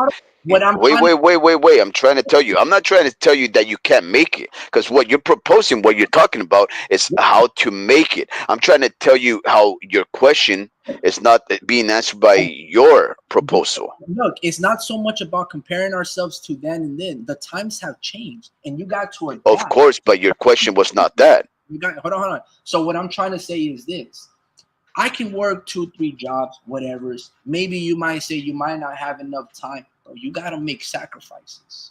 You got to make sacrifices because it depends on the style of living that you're trying to live. You get what I'm saying? If you want a Ferrari, let's just say that's your dream. You want to have a fucking Ferrari. Are you gonna? You gotta grind, bro. You gotta innovate. You gotta do some things. So you gotta change your quality of living.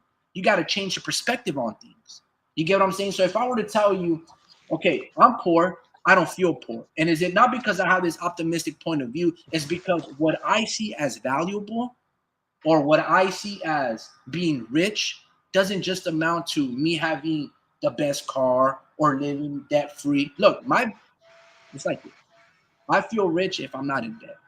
I feel rich if my cars work. I feel rich if I have mind, body, and spirit, and they're all healthy.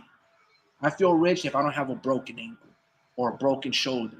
I don't know if you ever read, I think it's called Kurt Vonnegut's Slaughterhouse book. But have you No, I ever don't read books. okay. Well, have you ever read that? This dude would go to work with a broken ankle at a slaughterhouse, and dude, this dude was doing 16, 18-hour shifts, and his shoes were basically like fucked up, and he had to walk miles through the snow. You get what I'm saying? So what I'm trying to say is that right there. Again, homie Ricky, you're going wayward from your question.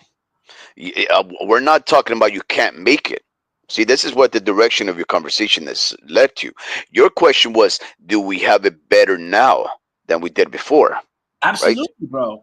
And No, from we a don't. technical No, we standpoint, don't. You just proposed a family of 8 should work all together and save all their money in order to afford one house. When I just told you that a family of 8 back then, as long as they became assured and were working, they could all afford a house. Each person with one income, without needing nobody's help, would have had their own home. You're talking about 8 people or so people just to make ends meet and to buy and to pay a home. That's what I'm trying to tell you. You're not comparing, You're comparing apples and oranges, right? You're now changing the direction of the conversation to make it one about how to survive, not necessarily whether or not we have it better than we did before. Right? This only comes to prove that El Pachuco's absolutely right when he says that this is a system that is rigged in order to make it so that you have to, whether you like it or not, you have to take the same actions that you mentioned in order for you to survive, right? For you to survive. Back then, homie Ricky, people were thriving. Back then, you could take a month-long vacation in a row, sometimes even 2. Some people had summers off, not just 2 weeks, not just a week, not just 2 weeks, and you have to build up with it over accrual, over time, over years. No, one man can sustain his household with one job, take a 1 month vacation, see the world, travel all these places, things you ain't ever seen, homie Ricky. Can you do those things? Yeah. Can you do them with such facility? No. who is that man? The man from the 50s, the people you were comparing us to. Common worker is able to do that. Back in the 50s, absolutely. I don't know about that. Maybe Don. It's the 50s, bro. It's the 50s. The worst that could happen is worst that could happen, bro, is the people playing a game of chicken on these classic cars and they crashed. That's the worst thing that could happen in the 50s, bro. I don't think so. Maybe drapers of the world back then. You know what I mean? The top were able to do that. I don't think so, bro. Nah, homie Ricky, there was no such thing as people living 10 people in a house, bro. That was not the way that it was, man. I guarantee you they were not taking whole summers off, bro. That's children's play. That's a kid and K through 12 then, bro. Yeah, Hell yeah, yeah. Well, that's the one I saw in the movie, bro. I don't know. I watched Pleasantville. What do you want me to do? This is what I'm gonna tell you. A lot of people love to romanticize the golden eras of the United States. Oh, the 30s. This, bro, we're so much better off now. I can guarantee you that. Now, maybe you guys might say, nah, Rick, on some aspects you are correct, right? If you're looking at it from a materialistic standpoint, you know, like the computers and the microwaves and the refrigerators and all that shit, and the tablets and color TVs, one in every room rather than one in the living room, maybe. But let me put it to you like this. Let me put it to you like this. Let's get a little personal here. And let's get a little personal. If I were to ask you, Speed,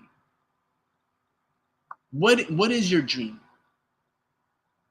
If I were to tell you what if you know when it's all said and done, right? What do you wish that you accomplished in this life? What makes you feel successful? I would say, yeah, the same thing I mentioned, that I'm able to, sustain my household, which, with, uh, No, you mentioned summer long vacations and being only the father to, have this patriarchal where you're the only one working and the wife stays home with cooked meals. That's what you said, right? So yeah, but that's not what you asked, though. You asked what would make me feel successful, and what I'm trying to tell you is that it has to be subjective to the modern eras, right? What is did you say what my dream is? yeah. Okay, well then my dream would be to have enough wealth developed where the money that I have is in the market making me more money, and I could just travel the world and probably have sex all day. Okay, right? and the question are because you don't just become rich on the snap of the fingers, right? No, of Some course not. people You have to work and you have to save and you have to do all those step, things, of course. steps to retirement. So You when might people have to speak, start a business or something. absolutely. So when people speak of retirement, or I've lived the American dream, right? Or I'm living the American dream. I can have sex all day. I have multiple homes. My money is making money while I sleep. My thing is this: does this happen in a span of 1 year, or does it take a lifetime? Or does it take 20, 30, 40 years? Or does it happen in 6 months? I know, but look, homie Ricky, look, I found some stuff, right? I asked, So these are objective. So for example, does a person just take on a bank loan at the age of 18 and open up a restaurant? No, he gets educated. He comes up with idea. He comes up with a culinary chef. He builds up a resume. He gets educated. He gets a job. He saves some money. Then he invests into a traditional IRA or a Roth account or a 401, or he buys into Robinhood stocks or whatever the case. He buys some REITs or any of these things, right? Or he gambles, he drug deals, he sells, whatever the case may be, right? These things take time. So my question is to you, at the age of whatever age you are, can you not do these things? How long are you giving yourself for you to achieve that dream of having sex all day, right? What does your retirement look like and at what age? You get what I'm saying? Again, these are subjective questions so that you write down in a booklet at the age of this, you have to have things planned. And you have to, adapt to changing circumstances, whether it's economic crashes, whether it's booms or busts, bad investments, you get heart problems, lung problems, whatever. You have to deal with these as we go, right? Because you don't ever know what the hand that you're dealt with in life. You just got to get through shit. So again, if I ask you this, right, what does your success look like? You talk about money while you're making your sleep, but you have that with your job. Your money is in cash flow, in circulation, in a 401k with your company. And while you sleep, you're getting a certain percentage of increase of money, right? It's gaining some profits in the market, right? So that's already happening. So the question is, are you having sex all day? Probably not, because it's not realistic, right? Here's another thing. What else did you say? You said money, go and sleep. Okay, are you taking summer long vacations? My guy, like in the beginning of the year, you were taking like days off left and right. from work. So I mean, sort of. So what I'm trying to say is this, right? You are already from a microscopic level having that. Now, if I were to tell you, you mentioned something about having a business. So you could create a business. About 10 years ago, I told you, bro, let's Oh, go. me, Ricky, here's the. You make good points. You make good points, but you make great points actually. But I don't like your voice too much, bro. 10 years ago, hold on, 10 years ago, I, you were making some bomb ass tri-tip. Bomb ass tri-tip. There couldn't have been any person who hated that ever said that shit was nasty. Everybody loved it. Everybody wanted your recipe. I told you 10 years ago, yo, bro, let's make a little tri-tip business.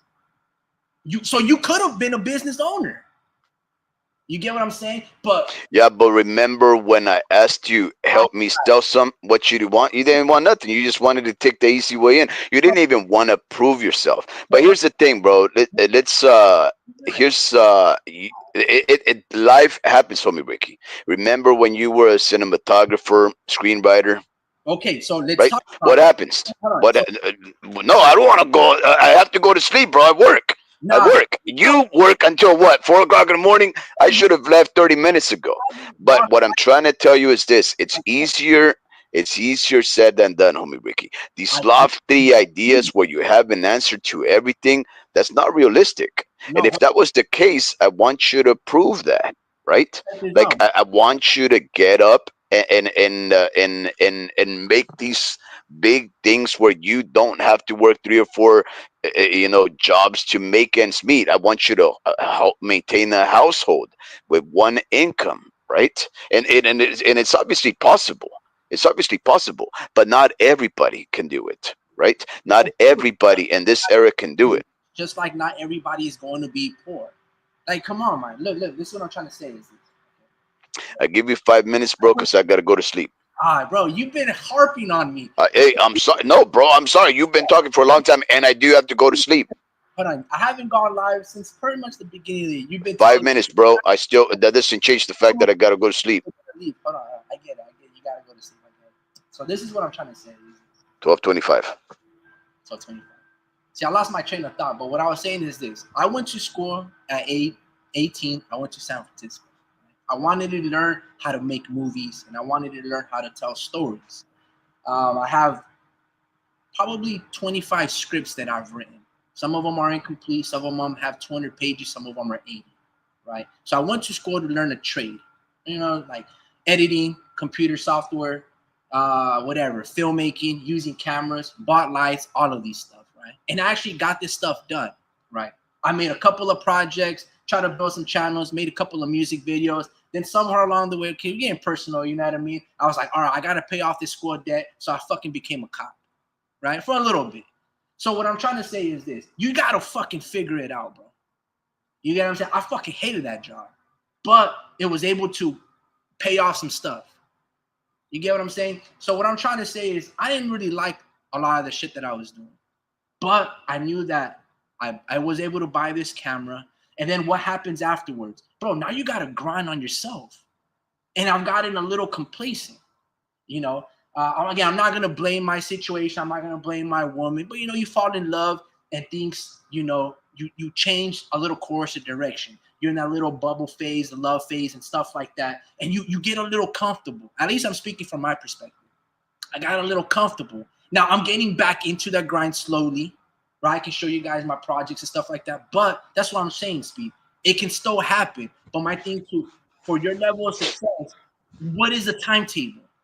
Okay, if I were to accomplish what you said, That's another day for another occasion, bro. But I do have to go to sleep now, bro.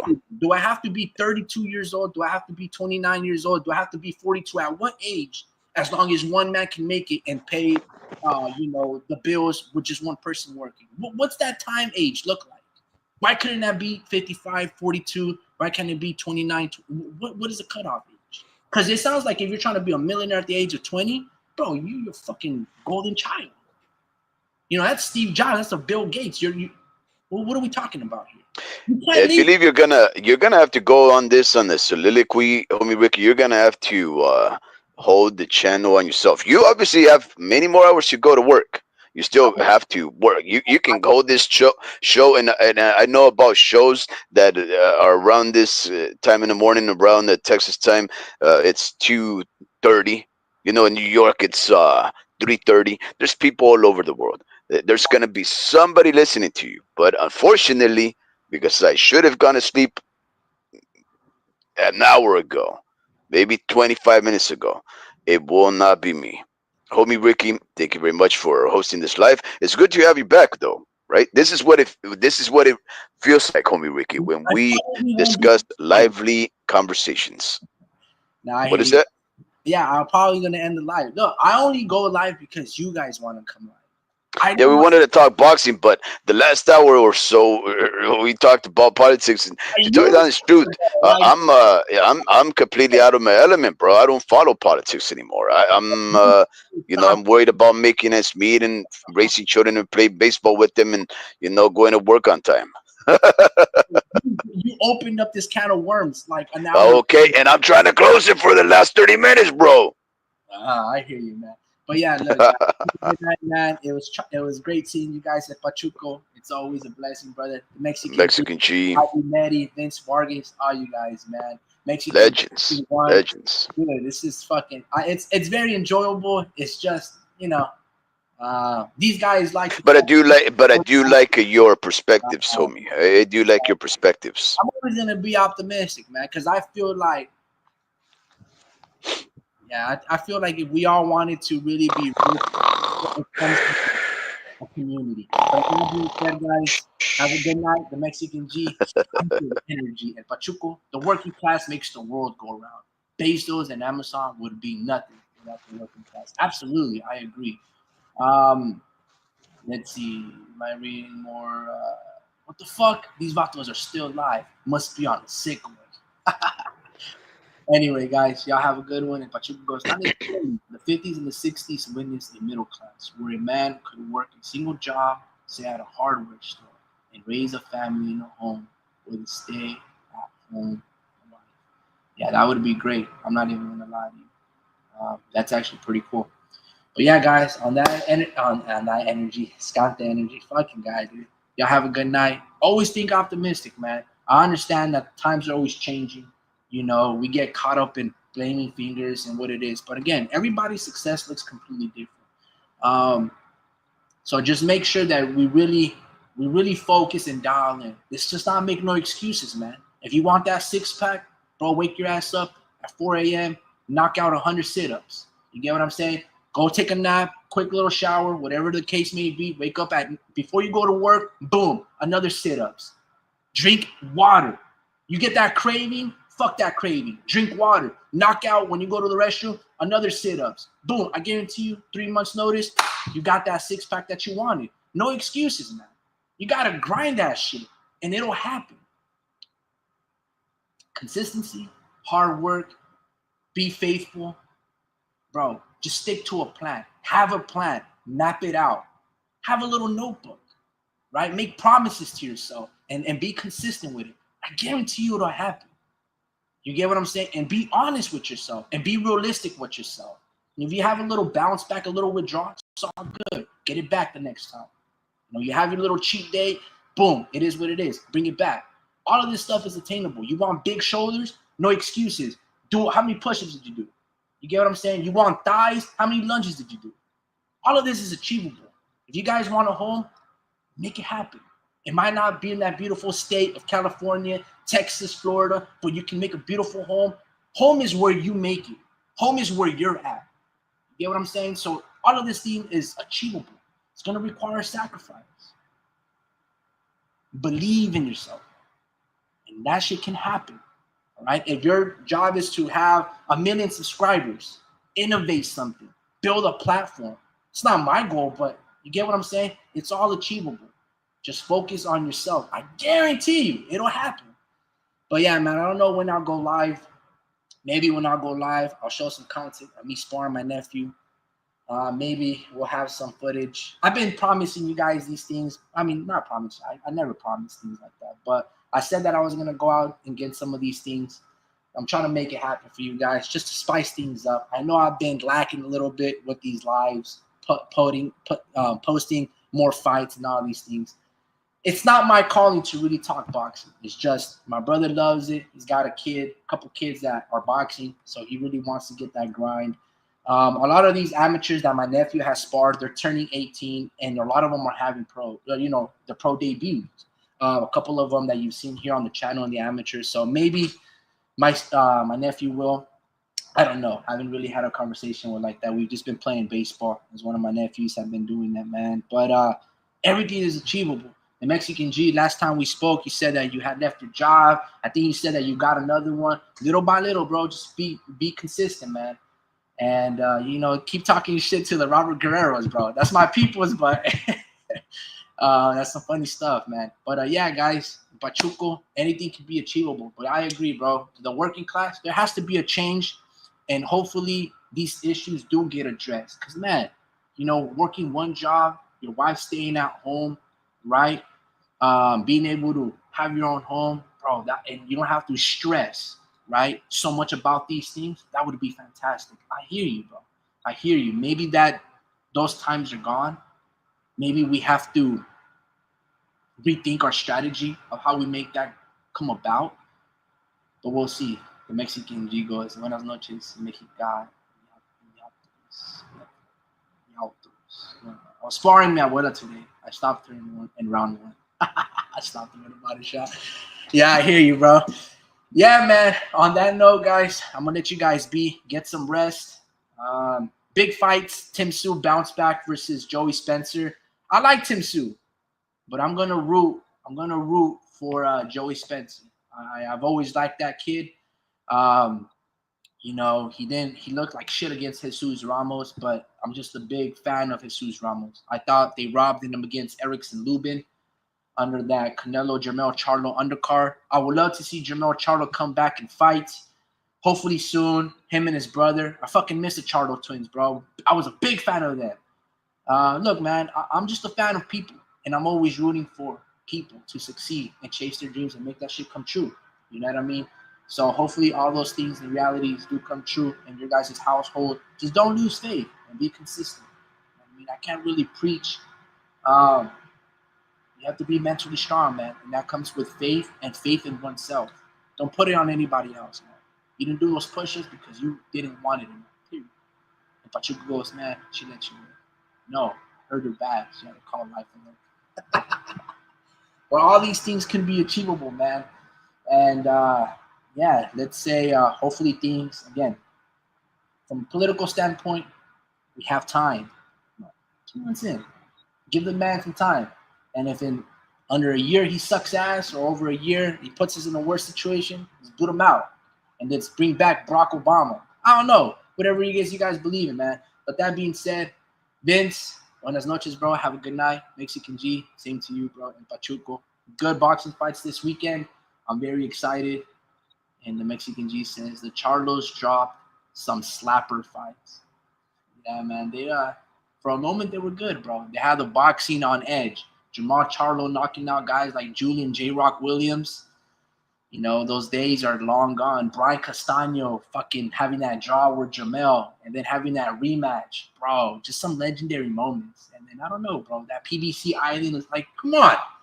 Leo Santa Cruz, I miss that fucking guy. Like, why did he have to retire? Like, come on, bro. Leo Santa Cruz was a fucking beast. Him and Abner Mares.